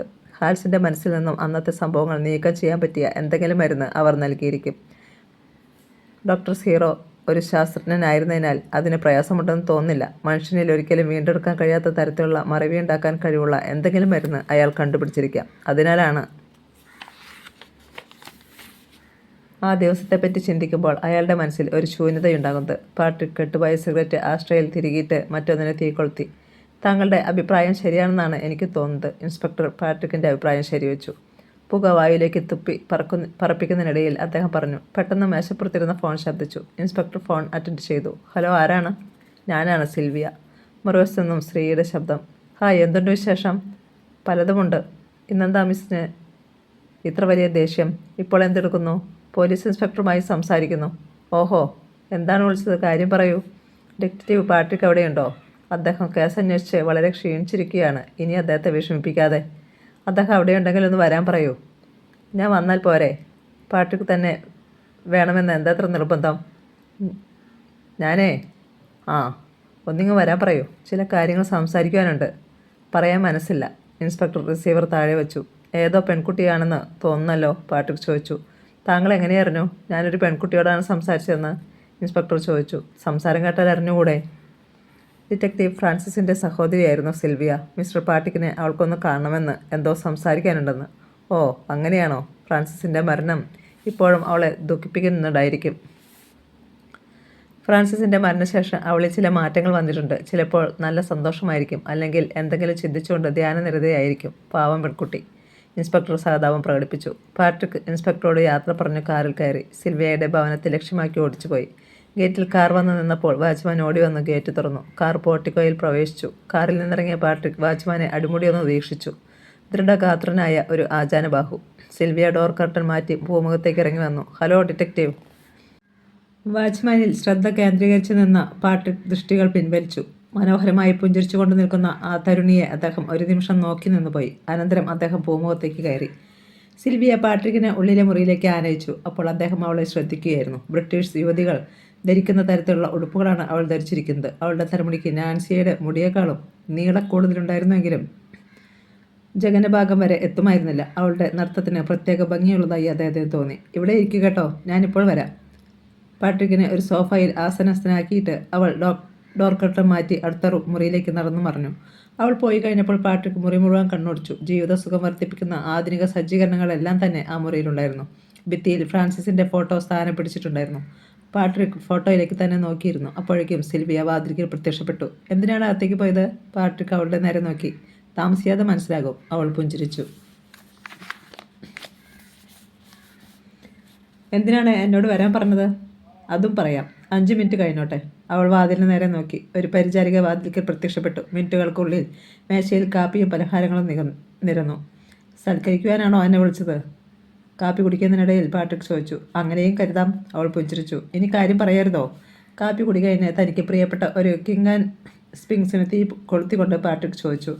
ഇനി പറയാം. അവൾ അദ്ദേഹത്തിന് അഭിമുഖമായി ഒരു കസേരയിലിരുന്നു. ഇന്ന് 11 മണിയായപ്പോൾ ഗേറ്റിൽ നിന്നും അല്പ അകലെയായി ഒരു മഞ്ഞ കാർ വന്നു നിന്നു. എന്നിട്ട്? പാട്രിക് ആകാംക്ഷയോട് ചോദിച്ചു. അതിൽ നിന്നും നല്ല നീളമുള്ള ഒരു മനുഷ്യനിറങ്ങി. അവൾ ചെമ്പിച്ച തലമുടി മാറിലേക്ക് എടുത്തിട്ടു. മുടികളിലൂടെ വിരലോടിച്ചുകൊണ്ട് അവൾ തുടർന്നു. അയാൾ ഈ കെട്ടിടത്തിന് നേരെ വളരെ സമയം നോക്കി നിന്നു. അയാളുടെ തടിച്ച ചുണ്ടുകൾക്കിടയിൽ ഒരു ചുരുട്ടിരുന്ന് എരിയുന്നുണ്ടായിരുന്നു. അയാൾ തോളിൽ നിന്ന് ക്യാമറ എടുത്ത് ഈ കെട്ടിടത്തിൻ്റെ ഓരോ ഫോട്ടോ എടുത്തു. അയാൾ ഏതോ ഗൂഢസംഘത്തിൽ നിന്ന് വന്നതാണെന്നാണ് എനിക്ക് തോന്നുന്നത്. ഞാൻ ഉടനെ തന്നെ പാർക്കുമാനെ അങ്ങോട്ട് അയച്ചു. പാർക്കുമാൻ കാറിനടുത്തേക്ക് നടന്നു ചെന്നപ്പോൾ അയാൾ വേഗം കാറിൽ കയറി വന്ന വഴിയെ തിരിച്ചുപോയി. അവൾ പാട്രിക്കിൻ്റെ മുഖത്തേക്ക് നോക്കി. മുടിയിൽ തഴുകിക്കൊണ്ടിരുന്ന കൈ നിശ്ചലമായിരുന്നു. പാട്രിക് അവളുടെ നയനങ്ങളിലേക്ക് നോക്കി. സ്വപ്നം ഒളിഞ്ഞിരിക്കുന്ന അവളുടെ കൺകോടുകളിൽ തിളങ്ങുന്ന ദീപ്തി ധൈര്യത്തിൻ്റെതാണെന്ന് അദ്ദേഹത്തിന് തോന്നി. തസ്കരന്മാരിൽ വളയപ്പെടുന്ന നിസ്സഹായയായ ഒരു പെൺകുട്ടിയുടെ സ്ഥിതിയെപ്പറ്റി ചിന്തിക്കുകയായിരുന്നു അദ്ദേഹം. ആ മനുഷ്യനെ പറ്റി ഒരു വിവരണം തരാൻ ഭഗവതിക്ക് കഴിയുമോ? തീർച്ചയായും, അവൾ മൊഴിഞ്ഞു. കറുത്ത പാൻറ്റും കറുത്ത ഓവർകോട്ടുമാണ് ധരിച്ചിരുന്നത്. തലയിൽ ഒരു ഹാറ്റും ഉണ്ടായിരുന്നു. മുഖത്ത് ഒരു പച്ച കണ്ണട സ്ഥാനം പിടിച്ചിരുന്നു. മറ്റ് യാതൊരു അടയാളവും അയാളെ ഞാൻ കണ്ടതായി ഓർക്കുന്നില്ല. ഭഗവതി ഇതിനു മുമ്പ് അയാളെ എവിടെയെങ്കിലും വെച്ച് കണ്ടതായി ഓർക്കുന്നുണ്ടോ? അദ്ദേഹം ആ പ്രദേശത്തേക്ക് ഒന്ന് കണ്ണോടിച്ചു. മനോഹരമായ പ്രകൃതി. ആ കെട്ടിടത്തിൽ നിന്നും അല്പം അകലെയായി ഒരു നീന്തൽക്കുളം പാട്രിക്കിൻ്റെ ദൃഷ്ടിയിൽപ്പെട്ടു. അതിലെ സ്ഫടിക സമാനമായ നീലജലം മനം കവരുന്നതായിരുന്നു. കരയിലെ സിമൻറ്റ് ബെഞ്ചിൽ 2 ഇണപ്രാവുകൾ സ്വൈരസല്ലാപം നടത്തുന്നു. നമുക്ക് ആ കുളം വരെ ഒന്ന് പോകാം. പാട്രിക് സിൽവിയയുടെ മുഖത്തേക്ക് നോക്കി. അവൾ തലകുലുക്കി സമ്മതിച്ചു. കോണിപ്പടികളിറങ്ങി അടിയിലെത്തി. അവർ കെട്ടിടത്തിൻ്റെ പുറത്തേക്ക് നടന്നു. കുളത്തിന് സമീപത്തെത്തി. ഒരു കുളിർക്കാറ്റ് ഡിറ്റക്റ്റീവിൻ്റെ അനുസരണയില്ലാത്ത മുടിയിഴകളെ തഴുകിക്കൊണ്ട് കടന്നുപോയി. ഭവതി ഇവിടെ കുളിക്കാറുണ്ടോ? കുളത്തിൻ്റെ ഭംഗി ആസ്വദിച്ചുകൊണ്ട് പാട്രിക് ചോദിച്ചു. ഉണ്ട്, നീന്തണമെങ്കിൽ ഞാൻ ഉടുപ്പെടുപ്പിച്ചു കൊണ്ടുവരാം. പാർക്കുമാൻ, അവൾ വിളിച്ചു. വേണ്ടായിരുന്നല്ലോ മിസ്, താമസ സ്ഥലത്ത് ചെന്ന് കുളിച്ചു കൊള്ളാം, പാട്രിക് പറഞ്ഞു. അത് പറ്റില്ല, ഇന്ന് നമുക്കൊന്ന് നീന്താം. ഇന്ന് വേണ്ട, നല്ല വെയിലുള്ള ദിവസം ഉച്ചയ്ക്കാകട്ടെ. ശരി, സമ്മതിച്ചു. അപ്പോൾ പാട്രിക്കിന് ഗേറ്റ് തുറന്നു കൊടുത്ത ദൃഢഗാത്രനായ മനുഷ്യൻ അവിടെ വന്ന് തന്നെ വിളിച്ചതെന്തിനാണെന്ന അർത്ഥത്തിൽ സിൽവിയയുടെ നേരെ നോക്കി. നീ പോയിക്കോളൂ, വെറുതെ വിളിച്ചതാണ്, ആവശ്യമുണ്ടെങ്കിൽ വിളിക്കാം, സിൽവിയ അവനെ നോക്കി പറഞ്ഞു. പാട്രിക് അവൻ്റെ തുറച്ച മസിലുകളിലേക്ക് നോക്കി. ഒരു ഗുസ്തിക്കാരൻ്റെ മട്ടുണ്ട് കണ്ടാൽ. ചേട്ടൻ ഇംഗ്ലണ്ടിൽ നിന്നും കൊണ്ടുവന്നതാണ് അവനെ, പാർക്കുമാൻ. നല്ലൊരു ഗുസ്തിക്കാരനാണ്, വിശ്വസ്തനുമാണ്. അയാൾ പോയി കഴിഞ്ഞപ്പോൾ സിൽവിയ പറഞ്ഞു.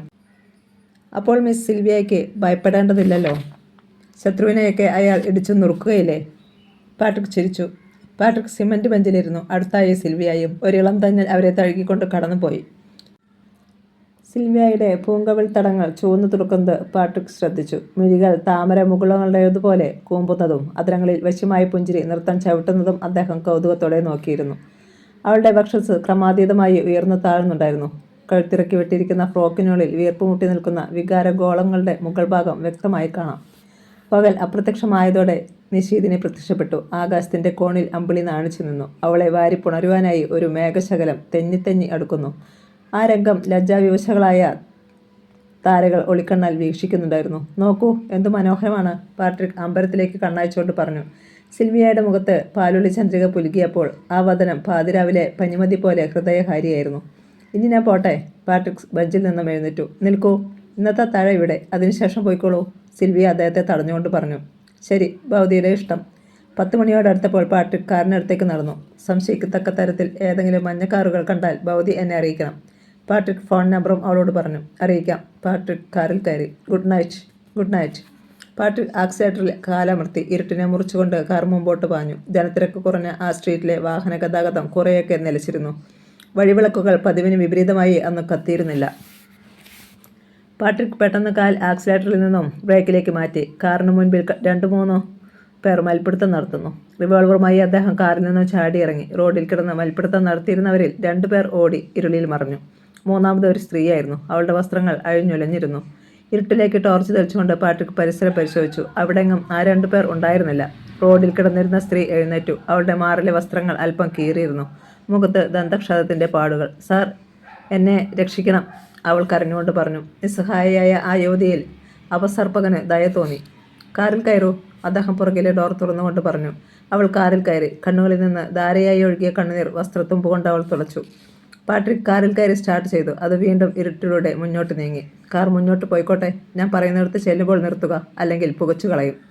പുറകിലിരിക്കുന്ന സ്ത്രീയുടെ ഗർജനം പാട്രിക് കേട്ടു. തുടർന്ന് ഒരു റിവോൾവറിൻ്റെ കുഴൽ അദ്ദേഹത്തിൻ്റെ തലയിൽ സ്പർശിച്ചു. തൻ്റെ ജീവൻ അപകടത്തിലാണെന്ന് പാട്രിക് മനസ്സിലാക്കി. നിസ്സഹായിയായ ഒരു യുവതിയെന്ന് കരുതിയ അവൾ ഭയങ്കരിയായിരുന്നു. ഡിറ്റക്റ്റീവിനെ അപകടപ്പെടുത്തുന്നതിന് വേണ്ടിയായിരുന്നു അവൾ ആ അഭിനയമൊക്കെ നടത്തിയത്. പാട്രിക്കിനെ സംബന്ധിച്ചിടത്തോളം അതൊരു ഇരുട്ടടിയായിരുന്നു. യാദൃശ്ചികമായി അവൾ കാറിൻ്റെ മുൻപിൽ ചാടി തന്നെ രക്ഷിക്കണമെന്ന് പറയുകയായിരുന്നു എങ്കിൽ തീർച്ചയായും അവളെ സംശയിക്കുകയായിരുന്നു. എന്നാൽ അവൾ 2 പേരുടെ മൃഗീയ വിനോദത്തിന് വിധേയയാവുന്നത് കാണുകയും അവളുടെ പരിഭ്രമവും ഭയവും കണ്ടതിനാലുമാണ് അദ്ദേഹം അവളെ കാറിൽ കയറാൻ അനുവദിച്ചത്. അശേഷം സംശയം തോന്നിയതുമില്ല. ഇനി അതിനെപ്പറ്റി ചിന്തിച്ചതുകൊണ്ട് വിശേഷമില്ല. ഈ അപകട സന്ധിയിൽ നിന്നും രക്ഷപ്പെടേണ്ടത് എങ്ങനെയെന്ന് ആലോചിക്കുകയാണ് ആവശ്യം. ല്യൂബെക്കിൽ നിന്ന് രക്ഷപ്പെട്ടതുപോലെയല്ല ഇത്. ഇത് കാറിലാണ്. യാതൊരുവിധ അഭ്യാസവും ഇവിടെ നടപ്പില്ല. കാറിൻ്റെ വേഗത സാവധാനം കുറഞ്ഞു വന്നു. വേഗത കൂട്ടുക. അവൾ റിവോൾവറിൽ അദ്ദേഹത്തിൻ്റെ തലയിൽ മുട്ടിച്ചു. അദ്ദേഹത്തിൻ്റെ കാൽ മനസ്സോടെ ആക്സിലേറ്ററിൽ അമർന്നു. കാർ എവിടെയാണ് നിർത്തേണ്ടത്? തല തിരിക്കാതെ പാട്രിക് ചോദിച്ചു. സമയമാവുമ്പോൾ പറയാം. സ്ത്രീയുടെ സ്വരത്തിന് ഇത്രയും ഗൗരവമുണ്ടാകുമെന്ന് അദ്ദേഹം കരുതിയിരുന്നില്ല. കാറിൻ്റെ ഫുൾ സ്പീഡിൽ അതോടുകയാണ്. പ്രകാശം തങ്ങി നിൽക്കുന്ന കെട്ടിടങ്ങൾ പുറകോട്ട് പാഞ്ഞുകൊണ്ടിരുന്നു. കെട്ടിടങ്ങൾ കഴിഞ്ഞ് ഗോതമ്പ് വയലിലൂടെയാണ് കാർ ഓടുന്നത്. പെട്ടെന്ന് പാട്രിക്കിൻ്റെ കാൽ ആക്സിലേറ്ററിൽ നിന്ന് ബ്രേക്കിലേക്ക് മാറി. ഒരു കുലുക്കത്തോടെ കാർ നിന്നു. പുറകിലിരുന്ന സ്ത്രീയുടെ തല കാറിൻ്റെ മുകൾ തട്ടിൽ ഇടിച്ചെന്നാണ് തോന്നുന്നത്. എന്താണ്? എന്തു പറ്റി? അവൾ ചോദിച്ചു. ഒരു മനുഷ്യൻ റോഡിൽ കിടക്കുന്നുണ്ടായിരുന്നു. അയാളുടെ പുറത്തുകൂടെ കാർ കയറിയെന്നാണ് തോന്നുന്നത്, പരിഭ്രമത്തോടെ പാട്രിക് പറഞ്ഞു. അയാൾ മരിച്ചു കാണുമോ? ആ സ്ത്രീ ഡോർ തുറന്ന് പുറത്തിറങ്ങാൻ തുടങ്ങി. പെട്ടെന്ന് പാട്രിക് റിവോൾവർ നീട്ടിയിരുന്ന കയ്യിൽ ബലമായി പിടിച്ചു. കാറിൻ്റെ ചില്ല് തകർത്തുകൊണ്ട് ഒരു വെടിയുണ്ട പാഞ്ഞുപോയി. റിവോൾവർ അവളുടെ കയ്യിൽ നിന്നും അദ്ദേഹം തെറിപ്പിച്ചു കളഞ്ഞു. അവശയായി സീറ്റിലേക്ക് മറിഞ്ഞു വീണ അവളുടെ നാസാദ്വാരങ്ങളിൽ ക്ലോറോഫോം മണപ്പിച്ചു. അവൾ അബോധാവസ്ഥയിലേക്ക് മയങ്ങി വീണു. കാറിനിടയിൽ ഒരു മനുഷ്യൻ അകപ്പെട്ടു എന്ന് അദ്ദേഹം കള്ളം പറഞ്ഞതായിരുന്നു. യഥാർത്ഥത്തിൽ അങ്ങനെയൊന്നും സംഭവിച്ചിരുന്നില്ല. പാട്രിക് വേഗം കാർ വന്ന വഴിയെ തിരിച്ചു. കുറേ ദൂരം പിന്നിട്ട് കഴിഞ്ഞപ്പോൾ വേറൊരു റോഡിലേക്ക് കാർ തിരിഞ്ഞു. മിനിറ്റുകൾക്കുള്ളിൽ അത് പോലീസ് സ്റ്റേഷന് മുൻപിൽ നിന്നു. ആളെ മനസ്സിലാക്കിയ കാവൽ പോലീസുകാരൻ ഗേറ്റ് തുറന്നു കൊടുത്തു. കാർ സ്റ്റേഷൻ്റെ മുറ്റത്തേക്ക് പ്രവേശിച്ചു. പാട്രിക് കാറിൽ നിന്ന് ഇറങ്ങിയപ്പോഴേക്കും ഇൻസ്പെക്ടർ സ്റ്റേഷൻ റൂമിൽ നിന്നും ഇറങ്ങി വന്നു. എന്താണ് പാട്രിക്, പ്രത്യേകിച്ച് എന്തെങ്കിലും സംഭവിച്ചോ? അതാ കിടക്കുന്നു ഒരു സാധനം. ഡിറ്റക്റ്റീവ് കാറിനുള്ളിലേക്ക് കൈ ചൂണ്ടി. ഇൻസ്പെക്ടർ കാറിനടുത്തേക്ക് നോക്കി. ഇരുട്ടായിരുന്നതിനാൽ ഒന്നും കാണാൻ കഴിഞ്ഞില്ല. വേഗം മുറിയിലേക്ക് കയറിപ്പോയി ഒരു ടോർച്ചുമായി തിരിച്ചു വന്നു. കാറിനുള്ളിലേക്ക് ലൈറ്റ് തെളിച്ചു. ഒരു സ്ത്രീ അതിൽ നിശ്ചലമായി കിടക്കുന്നത് കണ്ട ഇൻസ്പെക്ടർ അത്ഭുതപ്പെട്ടു. ഇതെവിടെ നിന്ന് കിട്ടി? പാട്രിക് സംഭവിച്ചെല്ലാം ചുരുക്കി പറഞ്ഞു. പാട്രിക് അവസാനത്തെ വാചകവും പറഞ്ഞു കഴിഞ്ഞപ്പോൾ ഇൻസ്പെക്ടറുടെ നയനങ്ങൾ ആനന്ദം കൊണ്ട് നനഞ്ഞിരുന്നു. ഗുഡ് മിസ്റ്റർ ഡിറ്റക്റ്റീവ് പാട്രിക്, നിങ്ങളൊരു ഐതിഹാസികൻ തന്നെ. താങ്കൾ എത്ര തന്ത്രപരമായിട്ടാണ് 2 പ്രാവശ്യവും മരണത്തിൻ്റെ വക്കിൽ നിന്ന് രക്ഷപ്പെട്ടിരിക്കുന്നത്. താങ്കളുടെ ബുദ്ധിയെ ഞാൻ വിലമതിക്കുന്നു. An intelligent boy. ഇൻസ്പെക്ടർ അദ്ദേഹത്തിൻ്റെ പുറത്തു തട്ടി തൻ്റെ സന്തോഷം പ്രകടിപ്പിച്ചു. ഉടനെ തന്നെ ഇവളെ ഏതെങ്കിലും ഒരു ഒഴിഞ്ഞ മുറിയിലേക്ക് കൊണ്ടുപോകണം, ഡിറ്റക്റ്റീവ് പറഞ്ഞു. ഇൻസ്പെക്ടർ പോലീസുകാർക്ക് ആജ്ഞ നൽകി. അവർ അവളെ ഒരു മുറിയിലേക്ക് കൊണ്ടുപോയി. ഇനി അവളെ ഒന്ന് പരിശോധിക്കണമല്ലോ. എന്തെങ്കിലും മാരകമായ ആയുധങ്ങളോ നമുക്ക് ആവശ്യമായ മറ്റെന്തെങ്കിലും തെളിവുകളോ അതിൽ നിന്ന് ലഭിച്ചേക്കും. കുറ്റാന്വേഷകൻ ഇൻസ്പെക്ടറുടെ നേരെ നോക്കി. അതിനെന്ത് ചെയ്യും? നാം ഒരു സ്ത്രീയെ പരിശോധിക്കുക, അത് വേണോ? ഇൻസ്പെക്ടർ പാട്രിക്കിന് നേരെ നോക്കി. അതിന് വഴിയുണ്ടാക്കാം. സിൽവിയയെ വിളിച്ചാൽ മതി. അവൾ നമ്മെ സഹായിക്കാതിരിക്കുകയില്ല. പാട്രിക് ഫോണിനടുത്തേക്ക് നടന്നു. അദ്ദേഹം സിൽവിയയെ ഫോണിലൂടെ വിളിച്ചു. അവൾ സമ്മതിച്ചു. നിമിഷങ്ങൾക്കുള്ളിൽ സിൽവിയയുടെ കാർ അകലെ നിന്നും വരുന്നതിൻ്റെ പ്രകാശം അവർ കണ്ടു. അത് അടുത്തടുത്ത് വന്നു. ആ കാർ സാവധാനം പാട്രിക്കിൻ്റെ കാറിന് സമീപം വന്നു നിന്നു. സിൽവിയ കാറിൽ നിന്നും ഇറങ്ങി. അപ്പോൾ അവൾ കൂടുതൽ സൗന്ദര്യവതിയായിരിക്കുന്നതായി പാട്രിക്കിന് തോന്നി. എന്തിനാണ് കുറ്റാന്വേഷകൻ എന്നെ വിളിച്ചത്? അവൾ ചോദിച്ചു. അതിന് മറുപടി എന്നോണം ആ സ്ത്രീയെ കിടത്തിയിരിക്കുന്ന മുറിയിലേക്ക് പാട്രിക് നടന്നു. അനന്തരം ആ സ്ത്രീയെ കാണിച്ചുകൊണ്ട് പറഞ്ഞു, അവളെ ഒന്ന് പരിശോധിക്കണം. അവളുടെ ശരീരത്തിലെ ഓരോ ഇഞ്ചും വസ്ത്രങ്ങളും സസൂക്ഷ്മം പരിശോധിക്കണം. പരിശോധനയിൽ നിന്ന് കിട്ടുന്ന വസ്തുക്കൾ എന്നെ ഏൽപ്പിക്കുകയും വേണം. ഞങ്ങൾ പരിശോധിക്കുന്നത് ശരിയല്ലല്ലോ? അദ്ദേഹം പുഞ്ചിരിച്ചു. സിൽവിയ സമ്മതിച്ചു. അവൾ മയങ്ങിക്കിടക്കുകയാണ്. ഭയപ്പെടേണ്ട ആവശ്യമില്ല. പാട്രിക് അവിടെ നിന്ന് മാറിപ്പോയി. സിൽവിയ മുറിക്കുള്ളിൽ കയറി വാതിലുകളും ജനലുകളും അടച്ചു. പാട്രിക് സ്റ്റേഷന് സമീപത്തുകൂടെ വേഷപ്രച്ഛന്നമായ ചില പോലീസുകാരെ അയച്ചു. ചിലപ്പോൾ നിഗൂഢകരമായ ഘാതകന്മാർ ആ സ്ത്രീയെ കൊല്ലുവാനായി വന്നേക്കും എന്ന് അദ്ദേഹം സംശയിച്ചു.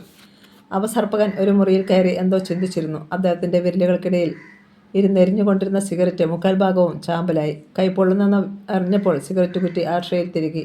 ഓവർകോട്ടിൻ്റെ പോക്കറ്റിൽ നിന്ന് ഡയറിയും പേനയും എടുത്ത് അന്നത്തെ സംഭവങ്ങൾ ഡയറിയിൽ കുറിച്ചു. അദ്ദേഹത്തിൻ്റെ പ്രവൃത്തികളെല്ലാം കൗതുകത്തോടെ വീക്ഷിച്ചുകൊണ്ട് ഇൻസ്പെക്ടർ അടുത്തു തന്നെയുണ്ടായിരുന്നു. അല്പം കഴിഞ്ഞപ്പോൾ അദ്രങ്ങളിൽ പുഞ്ചിരിയുമായി സിൽവിയ അവിടെ എത്തി. അവളൊരു തുണ്ട് കടലാസ് കഷ്ണവും ഒരു വൈരമോതിരവും 3 ഗുളികയും പാട്രിക്കിനെ ഏൽപ്പിച്ചു. ആ കടലാസ് കഷ്ണത്തിൽ ഇസഡ് നസീന ഇൻ അഡ്ലൈറ്റ് എയർപോർട്ട് എന്നെഴുതിയിട്ടുണ്ടായിരുന്നു. ആ ഗുളികകൾ പൊട്ടാസ്യം സയനൈഡ് എന്ന മാരക വിഷം കലർന്നതായിരുന്നു. ഏതോ ഈജിപ്ഷ്യൻ കമ്പനിക്കാരുടെയാണത്. ആ ഗുളികകളെ പൊതിഞ്ഞിരുന്ന കടലാസിൽ അതിലൊന്നിൻ്റെ വില 10 പിയാസ്റ്റർ ഈജിപ്ഷ്യൻ നാണയം എന്നെഴുതിയിരുന്നു. എല്ലാം പരിശോധിച്ചോ? പാട്രിക് ആ സ്ത്രീ കിടക്കുന്ന മുറിയിലേക്ക് നടന്നു. അവളെ വേറൊരു മരുന്ന് മണപ്പിച്ചു. മിനിറ്റുകൾ ഇഴഞ്ഞു നീങ്ങി. ആ സ്ത്രീക്ക് ബോധം വീണ്ടു കിട്ടി. 2 പോലീസ് ഉദ്യോഗസ്ഥന്മാരുടെ മുൻപിൽ താൻ കിടക്കുന്നത് കണ്ട് ആ സ്ത്രീ ലജ്ജിച്ചു. അവൾ പിടഞ്ഞെണീറ്റു. ആ മുഖത്ത് പരിഭ്രമം നിഴലിച്ചിരുന്നു. പാട്രിക് അവളുടെ കസേരയിൽ ഇരിക്കുവാൻ ആംഗ്യം കാണിച്ചു. അവൾ ഇരുന്നു. അവൾക്ക് അഭിമുഖമായി ഒരു കസേരയിൽ അദ്ദേഹവും ഇരുന്നു. എൻ്റെ ചോദ്യങ്ങൾക്ക് വ്യക്തമായ ഉത്തരം നൽകണം, ഘനഗംഭീരമായ സ്വരത്തിൽ കുറ്റാന്വേഷകൻ പറഞ്ഞു. അവൾ അദ്ദേഹത്തെ ഒന്ന് തുറച്ചു നോക്കുക മാത്രം ചെയ്തു. നിങ്ങളുടെ പേര്? ലിമാന ഹുസൈൻ. അല്പം മൗനത്തിന് ശേഷം അവൾ പറഞ്ഞു. നിങ്ങൾ എന്നെ എങ്ങോട്ടാണ് കൊണ്ടുപോകാൻ തുടങ്ങിയത്? അവൾ മൗനം അവലംബിച്ചു. പറയൂ. പറയില്ല, അവൾ ധൈര്യസ്വരത്തിൽ പറഞ്ഞു. പാട്രിക് കോട്ടിൻ്റെ പോക്കറ്റിൽ നിന്ന് റിവോൾവർ എടുത്തു. അവൾ അദ്ദേഹത്തെ അപകടപ്പെടുത്തുന്നതിനായി ഉപയോഗിച്ച റിവോൾവറായിരുന്നു അത്. പറഞ്ഞില്ലെങ്കിൽ നിങ്ങളുടെ തോക്കുകൊണ്ട് തന്നെ മരിക്കേണ്ടി വരും. അതിൽ ഭയമില്ല. കുറ്റാന്വേഷകൻ്റെ ആജ്ഞാശക്തിയുള്ള നയനങ്ങൾ അവളുടെ മുഖത്ത് ചുഴിഞ്ഞിറങ്ങി. ആ കണ്ണുകളിലുള്ള ധൈര്യം അദ്ദേഹത്തെ അത്ഭുതപ്പെടുത്തി. അവിടെ നിന്ന് അനങ്ങരുത്. അദ്ദേഹം കസേരയിൽ നിന്നും എഴുന്നേറ്റു. സിൽവിയയെ അവിടെ നിർത്തിയിട്ട് ഇൻസ്പെക്ടറെയും വിളിച്ചുകൊണ്ട് മുറിക്ക് പുറത്തുപോയി. ഇനി എന്ത് ചെയ്യും? അവൾ ഇനി മിണ്ടുവെന്ന് തോന്നുന്നില്ല. അതിന് പണിയുണ്ടാക്കാം, ഇൻസ്പെക്ടർ പറഞ്ഞു. 2-3 സൂചി അവളുടെ നഖത്തിനിടയിലൂടെ കടത്തിവിടാം. അപ്പോൾ കിളി പോലെ പറയും. പക്ഷേ അതുകൊണ്ടും പ്രയോജനമുണ്ടെന്ന് തോന്നുന്നില്ല. അവസർപ്പകൻ വീണ്ടും മുറിയിലേക്ക് കയറി. എന്നിട്ട് ആ സ്ത്രീയോടായി ചോദിച്ചു, നിങ്ങൾ സത്യം പറയുമോ? അല്ലെങ്കിൽ ഞങ്ങൾ അനന്തര നടപടികൾ സ്വീകരിക്കും. നിങ്ങൾക്കതിൽ നിന്നും ഒന്നും ലഭിക്കുകയില്ല. ഇത് സത്യം. അവൾ നാക്കു പുറത്തേക്ക് നീട്ടി പല്ലുകൾ തമ്മിൽ ശക്തിയിൽ കൂട്ടിമുട്ടിച്ചു. അവളുടെ നാവ് മുറിഞ്ഞ് നിലത്ത് വീണു. വായിൽ നിന്നും രക്തം വാട്ടർ ടാങ്കിൽ നിന്നതുപോലെ ഒഴുകി. ഇൻസ്പെക്ടറും പാട്രിക്കും എന്ത് ചെയ്യണമെന്നറിയാതെ മിഴിച്ചു നിന്നു. സിൽവിയ ഇരുകരങ്ങളും കൊണ്ട് കണ്ണുകൾ പൊത്തി മുറിക്ക് പുറത്തേക്ക് പോയി. ആ സ്ത്രീ കണ്ണുകളടച്ച് കസേരയിലേക്ക് ചാഞ്ഞു. വായിൽ നിന്നും ഒഴുകുന്ന രക്തം അവളുടെ വെളുത്ത വസ്ത്രങ്ങളെ ചുവപ്പുടുപ്പാക്കി. പാട്രിക് ഫോണിനടുത്തേക്ക് ഓടി ഡയൽ 2-3 പ്രാവശ്യം കറക്കി. മറുവശത്ത് ഡോക്ടർ നെൽസനാണ് ഫോൺ അറ്റൻഡ് ചെയ്തത്. രക്തം തടയുവാനുള്ള വാക്സിനേഷൻ നടത്തുവാനുള്ള മരുന്നുമായി ഉടൻ തന്നെ എത്താൻ പാട്രിക് അദ്ദേഹത്തെ അറിയിച്ചു. അതിനുശേഷം വരാന്തയിൽ വന്ന് ഡോക്ടറുടെ വരവും പ്രതീക്ഷിച്ചു നിന്നു. അർദ്ധനിദ്രയിൽ കിടക്കുന്ന നഗരത്തിൻ്റെ മാറിലൂടെ ഡോക്ടറുടെ കാർ പാഞ്ഞു വന്നു. സ്റ്റേഷന് മുമ്പിൽ നിന്നു. ഡോക്ടർ നെൽസനും പുറകെ ഒരു ഭാഗമായി നഴ്സും ഇറങ്ങി. കുറ്റാന്വേഷകൻ അവരെ ആ മുറിയിലേക്ക് നയിച്ചു. അവിടെ കണ്ട ദൃശ്യം ഡോക്ടറെ ഒന്ന് അമ്പരപ്പിച്ചു. ആ സ്ത്രീയുടെ ശരീരം മുഴുവൻ രക്തത്തിൽ കുതിർന്നിരുന്നു. ഒരു ചുവന്ന സ്ത്രീ. നെൽസൺ നഴ്സിൻ്റെ നേരെ നോക്കി. അപ്പോഴേക്കും അവർ സിറിഞ്ചിൽ ഇഞ്ചക്ട് ചെയ്യാനുള്ള മരുന്ന് തയ്യാറാക്കി കഴിഞ്ഞിരുന്നു. ഡോക്ടർ മരുന്ന് ആ സ്ത്രീയുടെ ശരീരത്തിൽ കുത്തിവെച്ചു. പാട്രിക് ഇൻസ്പെക്ടറെയും വിളിച്ചുകൊണ്ട് അടുത്ത മുറിയിലേക്ക് പോയി. ആ സ്ത്രീയുടെ ശരീരത്തിലെ രക്തം തുടച്ചു കളയുന്നതിനായി നഴ്സിനെ ചുമതലപ്പെടുത്തിയിട്ട് ഡോക്ടറും അവരുടെ അടുത്തേക്ക് വന്നു. സിൽവിയ നഴ്സിനെ സഹായിക്കാൻ സന്നദ്ധയായി. ഇനി എന്ത് ചെയ്യും? അവളിൽ നിന്നും യാതൊരു തെളിവും ലഭിക്കുകയില്ലല്ലോ. അവളുടെ ധൈര്യം അപാരം, ഇൻസ്പെക്ടർ ആത്മകഥമെന്നോണം പറഞ്ഞു. ലണ്ടനിലായിരുന്നെങ്കിൽ വഴിയുണ്ടായിരുന്നു. വിചാരത്തെ ശബ്ദമാക്കി മാറ്റുന്നുള്ള യന്ത്രം ജോണിൻ്റെ ലബോറട്ടറിയിലുണ്ടായിരുന്നു, ഡിറ്റക്റ്റീവ് പറഞ്ഞു. എൻ്റെ ലബോറട്ടറിയിലുണ്ട് ആ യന്ത്രം. അതുപയോഗിച്ച് മനുഷ്യ മനസ്സിനെ പറ്റി ഞാൻ കൂടുതലായി പഠിച്ചുകൊണ്ടിരിക്കുകയാണ്. അവരുടെ സംഭാഷണം കേട്ടുകൊണ്ടിരുന്ന ഡോക്ടർ നെൽസൺ പറഞ്ഞു. അദ്ദേഹത്തിൻ്റെ ചുണ്ടിൽ ഒരു സിഗരറ്റ് എറിയുന്നുണ്ടായിരുന്നു. എന്ത്? നിങ്ങളുടെ ലബോറട്ടറിയിൽ ആ യന്ത്രമുണ്ടോ? പാട്രിക് അതിശയത്തോടെ ചോദിച്ചു. ഉണ്ട്. താങ്കൾക്കറിയേണ്ടതെല്ലാം അവളുടെ മനസ്സിൽ നിന്നും ആ യന്ത്രം പിടിച്ചെടുത്ത് ശബ്ദമാക്കും. നെൽസൺ സിഗരറ്റിൻ്റെ ചാരം ആ ട്രേയിൽ തട്ടി. ഗുഡ്. എങ്കിൽ നമുക്ക് ആ സ്ത്രീയെ ലബോറട്ടറിയിലേക്ക് കൊണ്ടുപോകാം, അല്ലേ ഡോക്ടർ? അതെ. താങ്കളെ സഹായിക്കുന്നതിൽ എനിക്ക് വളരെ സന്തോഷമുണ്ട്. ഇപ്പോൾ നേഴ്സ് അവളുടെ രക്തം തുടച്ചു കളഞ്ഞു കാണും. ഞാൻ ആംബുലൻസിന് ഫോൺ ചെയ്യാം. ഡോക്ടർ ഫോണിനടുത്തേക്ക് നടന്നു. പാട്രിക് അടുത്ത മുറിയിലേക്ക് ചെന്നു. നേഴ്സും സിൽവിയയും കൂടി ആ സ്ത്രീയുടെ ശരീരത്തിൽ പറ്റിപ്പിടിച്ചിരുന്ന രക്തം മുഴുവനും തുടച്ചു കളഞ്ഞിരുന്നു. ആ സ്ത്രീയുടെ ശരീരത്തിൽ നിന്നും വളരെയധികം രക്തം വാർന്നു പോയിട്ടുണ്ട്. ഉടൻ വേറെ രക്തം നൽകിയില്ലെങ്കിൽ അവരുടെ ജീവൻ തന്നെ അപകടത്തിലാകും. ഫോൺ ചെയ്ത ശേഷം മുറിയിലേക്ക് വന്ന ഡോക്ടർ പറഞ്ഞു. ആ സ്ത്രീയുടെ മോഹാലസ്യം അപ്പോഴും മാറിയിരുന്നില്ല. അവൾ അബോധാവസ്ഥയിലായിരുന്നു. മിസ്റ്റർ അപസർപ്പകൻ, നിങ്ങൾ ഈ സ്ത്രീയെപ്പറ്റി എന്നോടൊന്നും പറഞ്ഞില്ലല്ലോ, ഡോക്ടർ പാട്രിക്കിൻ്റെ പുറത്ത് തട്ടിക്കൊണ്ട് പറഞ്ഞു. ഓ, ഐ ആം സോറി. ഞാൻ മുമ്പ് തന്നെ അത് പറയേണ്ടതായിരുന്നു. വരൂ പറയാം. കുറ്റാന്വേഷകൻ അദ്ദേഹത്തെ വരാന്തയിലേക്ക് വിളിച്ചുകൊണ്ട് പോയി. ആ സ്ത്രീയെപ്പറ്റിയുള്ള വിവരങ്ങൾ പറഞ്ഞു കഴിഞ്ഞപ്പോഴേക്കും ആംബുലൻസ് വാൻ വന്നു. നേഴ്സും സിൽവിയയും കൂടി ആ സ്ത്രീയെ ആംബുലൻസിൽ കയറ്റി. ഡോക്ടറും അവരെ സഹായിച്ചു. ഡോക്ടർ തൻ്റെ കാറിൽ കയറി, നേഴ്സ് ആംബുലൻസിലും. സിൽവിയ വരുന്നോ? പാട്രിക് ചോദിച്ചു. ഞാനും വരുന്നു. എങ്കിൽ വാനിൽ കയറിക്കോളൂ. സിൽവിയയുടെ കാർ ഇവിടെ തന്നെ കിടന്നുകൊള്ളും, ഇൻസ്പെക്ടർ പറഞ്ഞു. സിൽവിയ ആംബുലൻസിൽ കയറി നേഴ്സിൻ്റെ സമീപത്തായിരുന്നു. അപ്പോൾ ഇൻസ്പെക്ടർ, ബെക്കി വീട്ടിൽ തനിച്ചല്ലേയുള്ളൂ. എന്നെ കാണാതെ പരിഭ്രമിക്കുകയില്ലേ? പാട്രിക് ഇൻസ്പെക്ടറെ നേരെ നോക്കി. സാരമില്ല, അല്പം താമസിച്ചേ വരികയുള്ളൂ എന്ന് അവളെ ഫോണിൽ അറിയിച്ചാൽ മതി. പാട്രിക് മുറിയിൽ കയറി തൻ്റെ താമസ സ്ഥലത്തേക്ക് ഡയൽ ചെയ്തു. അല്പം താമസിച്ചേ വരികയുള്ളൂ എന്നും ഭയപ്പെടേണ്ടെന്നും അദ്ദേഹം അവളെ അറിയിച്ചു. വാസ്തവത്തിൽ അവൾ പരിഭ്രമിച്ചിരിക്കുകയായിരുന്നു. പാട്രിക് ഫോണിൽ വിളിച്ചപ്പോൾ അവൾക്ക് സമാധാനമായി. ഇനി പോകാം, കാറിൽ കയറിക്കൊണ്ട് ഇൻസ്പെക്ടർ പറഞ്ഞു. അതിനു മുൻപ് അദ്ദേഹം സ്റ്റേഷൻ പരിസരത്ത് പോലീസിനെ കാവൽ നിർത്തിയിരുന്നു. പാട്രിക്കും ഇൻസ്പെക്ടറും ഒരേ കാറിലാണ് ഇരുന്നത്. മുൻപിൽ കിടന്ന ഡോക്ടറുടെ കാറിൻ്റെ മുൻപിലെ ലൈറ്റുകൾ തെളിഞ്ഞു. പിശാചിൻ്റെ 2 തീക്കണ്ണുകൾ പോലെ ആ പ്രകാശം അകലെയുള്ള പൈൻ മരത്തിൻ്റെ ചില്ലുകളിൽ ചെന്ന് പതിച്ചു. ഇരുട്ടിൽ തെളിഞ്ഞു നിൽക്കുന്ന ആ മരത്തിൻ്റെ ദൃശ്യം വാൾട്ട് ഡിസ്നിയുടെ കാർട്ടൂൺ ചിത്രം പോലെ മനോഹരമായിരുന്നു. കാറിൻ്റെ ചക്രങ്ങൾ ഉരുണ്ടു. അത് പട്ടണത്തിൻ്റെ മാറിലേക്ക് പാഞ്ഞു കയറി. ഇരുവശത്തും നിയോൺ വിളക്കുകളുടെ പ്രവാഹം തന്നെ. ഉത്തുംഗങ്ങളായ കെട്ടിടങ്ങൾ മെർക്കുറി ട്യൂബുകളുടെ പ്രകാശത്തിൽ മുങ്ങിക്കുളിച്ചു നിൽക്കുന്നു. അകലെ ഹോട്ടൽ ഡെൽഫിംഗർ 14-ാം നൂറ്റാണ്ടിലെ സ്വേച്ഛാധിയെപ്പോലെ തലയുയർത്തി നിൽക്കുന്നു. മൂടൽ മഞ്ഞ് ആ കെട്ടിടത്തിന് സമീപത്തേക്ക് ഇഴഞ്ഞു വന്നു. ആ മഹാനഗരത്തിന് മുകളിൽ പഞ്ഞി നിരത്തിയിരിക്കുന്നത് പോലെ ഹോട്ടലും അതിൻ്റെ പരിസരങ്ങളും അടുത്തടുത്ത് വന്നു. ഡെൽഫിംഗറിൻ്റെ വിശാലമായ പോർട്ടിക്കോയുടെ മധ്യത്തിലായി നിൽക്കുന്ന വിളക്കത്തൂണിലെ മെർക്കുറി ബൾബ് മറ്റൊരു പനിമതി പോലെ മൂടൽ മഞ്ഞിനിടയിൽ പ്രകാശിക്കുന്നു. ഹോട്ടലും പരിസരവും അകന്നകന്നു പോയി. പട്ടണത്തിൻ്റെ തിരക്കും മറഞ്ഞു തുടങ്ങി. 15 മിനിറ്റ് നേരത്തെ യാത്രയ്ക്ക് ശേഷം ആ വാഹനങ്ങൾ ഒരു വലിയ 3 നില കെട്ടിടത്തിന് മുൻപിൽ നിന്നു. അതാണ് ഡോക്ടർ നെൽസന്റെ ലബോറട്ടറി. അല്പം അകലെയായി അദ്ദേഹത്തിൻ്റെ ഹോസ്പിറ്റലും മൂടൽ മഞ്ഞിൽ അവ്യക്തമായി കാണാം.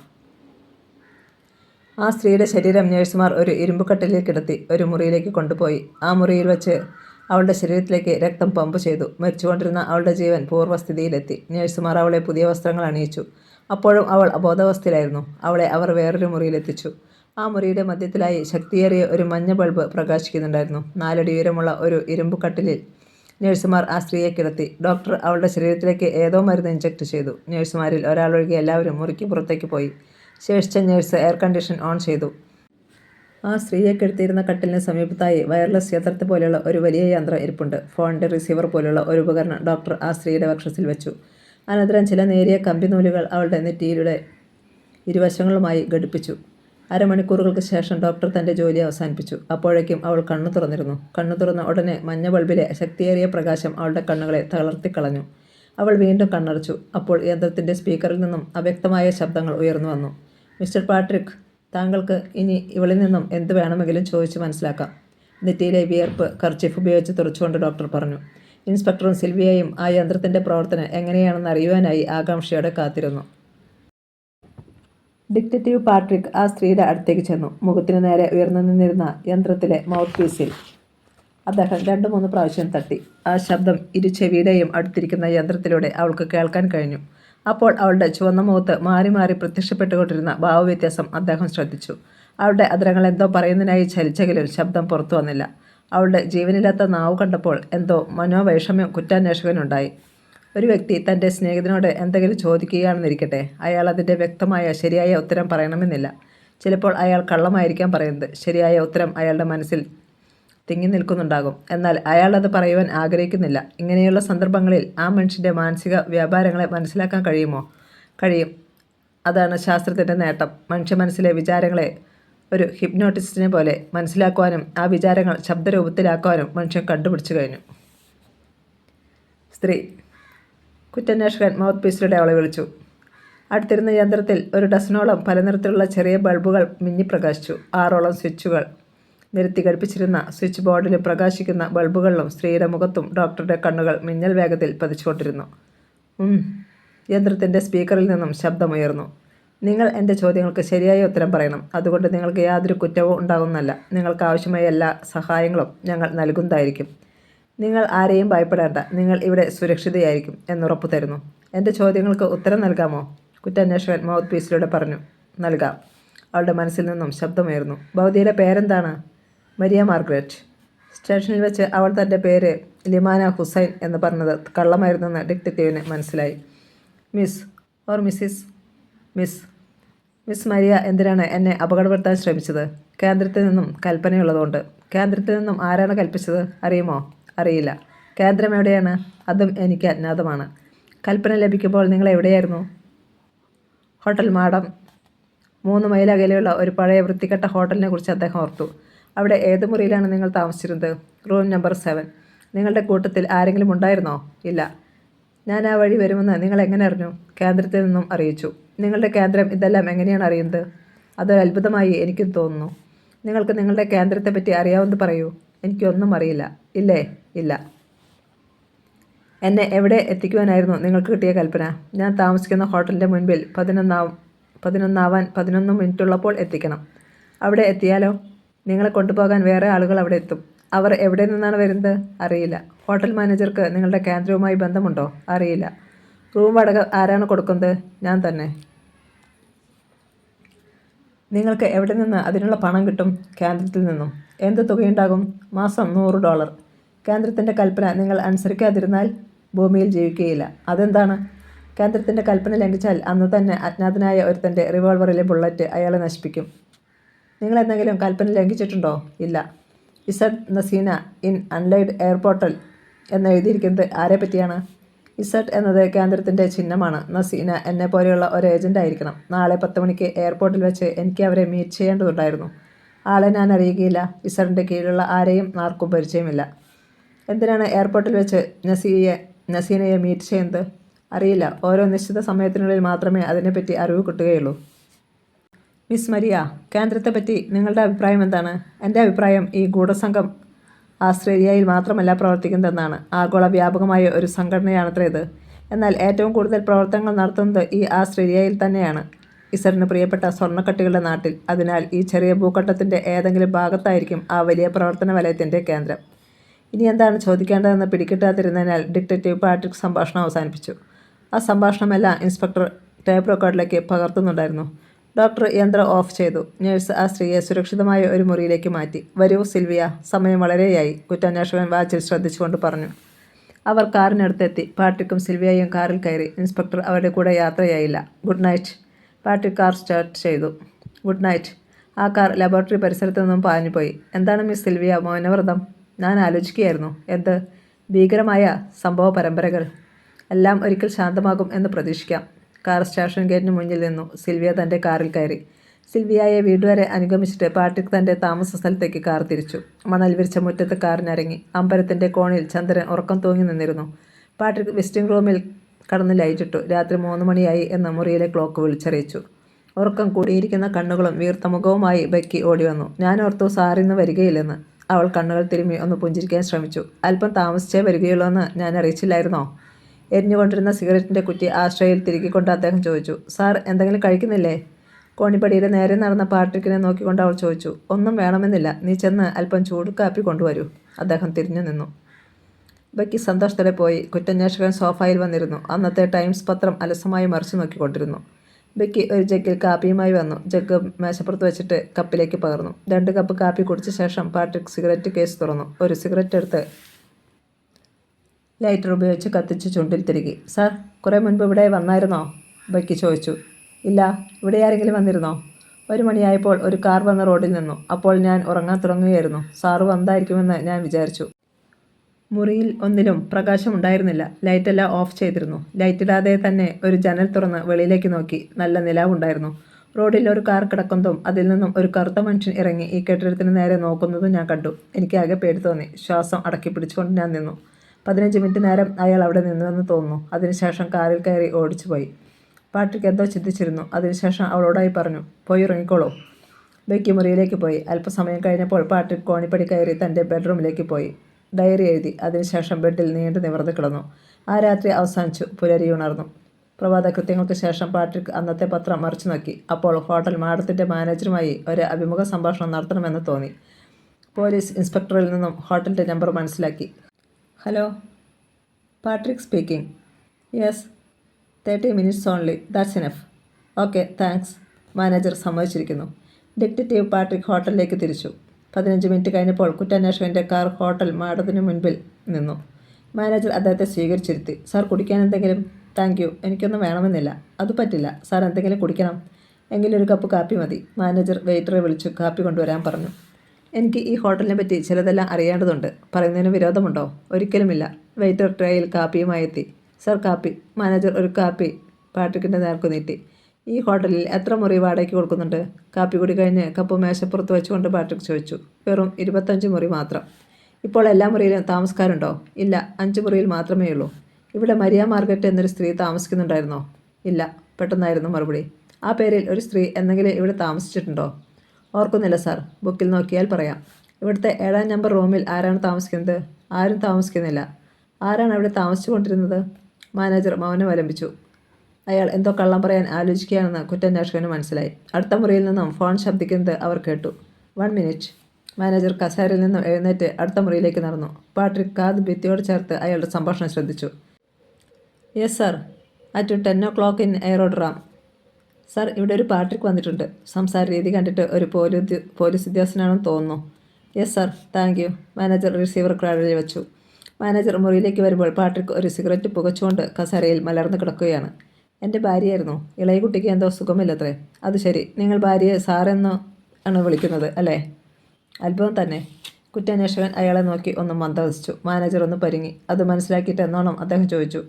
ഈ ഹോട്ടൽ മുഴുവൻ ഒന്ന് കാണിച്ചു തരുമോ? തീർച്ചയായും. മാനേജർ കോളിംഗ് ബെല്ലിൽ വിരലമർത്തി വാതിൽക്കൽ ബോയ് പ്രത്യക്ഷപ്പെട്ടു. ഇദ്ദേഹത്തെ ഈ കെട്ടിടം മുഴുവൻ ഒന്ന് കാണിക്കണം, മാനേജർ ബോയിയെ നോക്കി പറഞ്ഞു. പാട്രിക് ബോയിയുടെ പുറകെ നടന്നു. അപ്പോൾ അദ്ദേഹം അവനെ മനസ്സിലാക്കുകയായിരുന്നു. ഒരു മുറിക്കയൻ ഷർട്ടും പൊടിപുരണ്ട പാൻസുമായിരുന്നു വേഷം. അവൻ്റെ ചെമ്പിച്ച തലമുടി നെറ്റിയിലേക്ക് വീണ് കിടക്കുന്നു. കുട്ടിയുടെ പേരെന്താണ്? പാട്രിക് നയത്തിൽ അവനെ തന്നിലേക്ക് അടുപ്പിക്കാൻ ശ്രമിച്ചു. മാർട്ടിൻ. മാർട്ടിനിവിടെ എന്ത് ശമ്പളമുണ്ട്? ഒന്നുമില്ല സാർ, ദയനീയമായ സ്വരത്തിൽ അവൻ പറഞ്ഞു. പിന്നെ കുട്ടി എന്തിനിവിടെ ജോലി ചെയ്യുന്നു? അതിന് മറുപടി പറയാതെ അവൻ മൗനമായി നടന്നു. പറയൂ മാർട്ടിൻ. അദ്ദേഹം അവനെ കയ്യിൽ പിടിച്ചു നിർത്തി. ആ മാനേജർ ഒരു ദുഷ്ടനാണ് സാർ. അയാൾ എനിക്ക് ഭക്ഷണം മാത്രമേ തരികയുള്ളൂ.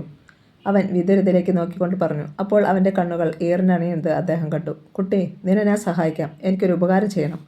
അവൻ്റെ കണ്ണുകളിലേക്ക് നോക്കിക്കൊണ്ട് അദ്ദേഹം പറഞ്ഞു. ഈ കെട്ടിടം മുഴുവൻ ഞാൻ കാട്ടിത്തരാം സാർ. അതല്ല കുട്ടി. അവൻ അദ്ദേഹത്തിൻ്റെ മുഖത്തേക്ക് നോക്കി. ആൾ താമസമില്ലാത്ത മുറിയുടെ സമീപത്തെ അരമതിലിൽ അവർ ഇരുന്നു. ഇവിടുത്തെ 7-ാം നമ്പർ റൂമിൽ കഴിഞ്ഞ ആഴ്ച താമസിച്ചിരുന്നത് ആരാണ്? അദ്ദേഹം അവനോട് ചോദിച്ചു. അവനൊന്ന് പരുങ്ങി. ചോദ്യം കേട്ടില്ലെന്ന മട്ടിൽ മിണ്ടാതെ നിന്നു. അദ്ദേഹം ചോദ്യം ആവർത്തിച്ചു. സാർ, ഞാൻ പറയില്ല. മാനേജർ അറിഞ്ഞാൽ എന്നെ കൊല്ലും. ഇല്ല മാർട്ടിൻ, അയാൾ നിന്നെയൊന്നും ചെയ്യുകയില്ല. നീ എന്നെ വിശ്വസിക്കൂ. അദ്ദേഹം അവൻ്റെ കൈവളയിൽ 16 ഷെല്ലിംഗ് വെച്ച് കൊടുത്തു. അവൻ്റെ മുഖം പ്രസന്നമാകുന്നത് അദ്ദേഹം കണ്ടു. അത് പറഞ്ഞാൽ മാനേജർ എന്നെ കൊന്നുകളയും സാർ. ഇല്ല, എന്തെങ്കിലും ആപത്തുണ്ടാകുമെന്ന് തോന്നിയാൽ നീ പോലീസ് സ്റ്റേഷനിലേക്ക് ഡയൽ ചെയ്താൽ മതി. പിന്നെ കാര്യം ഞങ്ങളേറ്റു. ധൈര്യമായി പറയൂ. ഒരു സ്ത്രീയാണ് ആ റൂമിൽ താമസിച്ചിരുന്നത്. പേരെനിക്കറിയില്ല. ഇന്നലെ രാത്രി എങ്ങോട്ടോ അവർ പോയിട്ട് തിരിച്ചു വന്നില്ല. അവൻ വിക്കി പറഞ്ഞു. ഇന്നലെ രാത്രി 11 മണിക്ക് ഒരു കാർ ഇവിടെ വന്നായിരുന്നോ? ഉവ്വ്, ഒരു മഞ്ഞ കാർ. അതിൽ 3 ആളുകളും ഉണ്ടായിരുന്നു. അവർക്ക് മാനേജറുമായി പരിചയമുണ്ടായിരുന്നോ? ഉണ്ടെന്ന് തോന്നുന്നു. മാനേജർ അവരുമായി വളരെ നേരം എന്തോ സംസാരിച്ചു. വളരെ പതുക്കെയാണ് സംസാരിച്ചത്. 12 ആയപ്പോൾ അവർ തിരിച്ചുപോയി. ആ സ്ത്രീക്ക് മാനേജറുമായി വല്ല ബന്ധവും ഉണ്ടായിരുന്നോ? എപ്പോഴും ആ സ്ത്രീയുമായി അയാൾ സംസാരിക്കുന്നത് കാണാം. Thank you Martin. അവൻ്റെ പുറത്ത് തട്ടിക്കൊണ്ട് കുറ്റാന്വേഷകൻ വീണ്ടും പറഞ്ഞു. നമുക്ക് വീണ്ടും കാണാം. എന്തെങ്കിലും ആപത്ത് വന്നാൽ ഉടനെ പോലീസ് സ്റ്റേഷനിൽ അറിയിക്കാൻ മറക്കരുത്. അവൻ തലകുലുക്കി. ഡിറ്റക്റ്റീവ് പാട്രിക് അവിടെ നിന്ന് നേരെ പാഞ്ഞത് എയർപോർട്ടിലേക്കായിരുന്നു. 10 മണിക്ക് 15 മിനിറ്റ് ഉള്ളപ്പോൾ അദ്ദേഹം വിമാനത്താവളത്തിലെത്തി. വിമാനത്താവളത്തിൽ വളരെയധികം ആളുകളുണ്ടായിരുന്നു. ആൾത്തിരക്കൊഴിഞ്ഞ ഒരു ഭാഗത്തു മാറി അദ്ദേഹം നിന്നു. 3 വലിയ വിമാനങ്ങൾ താവളത്തിൽ വിശ്രമിക്കുന്നുണ്ട്. 5 മിനിറ്റിനുള്ളിൽ പെർത്തിൽ നിന്നുള്ള വിമാനം താവളത്തിൽ ഇറങ്ങുന്നതാണ്. ഉച്ചഭാഷിണിയിലൂടെ അനൗൺസ്മെൻറ്റ് മുഴങ്ങി. പാട്രിക് ആകാശത്തിലേക്ക് നോക്കി. നീലാകാശത്തിൻ്റെ പടിഞ്ഞാറേ കോണിൽ ഒരു തിളങ്ങുന്ന പൊട്ട് പോലെ വിമാനം പറന്നു വരുന്നത് അദ്ദേഹം കണ്ടു. കഥ തുടരും.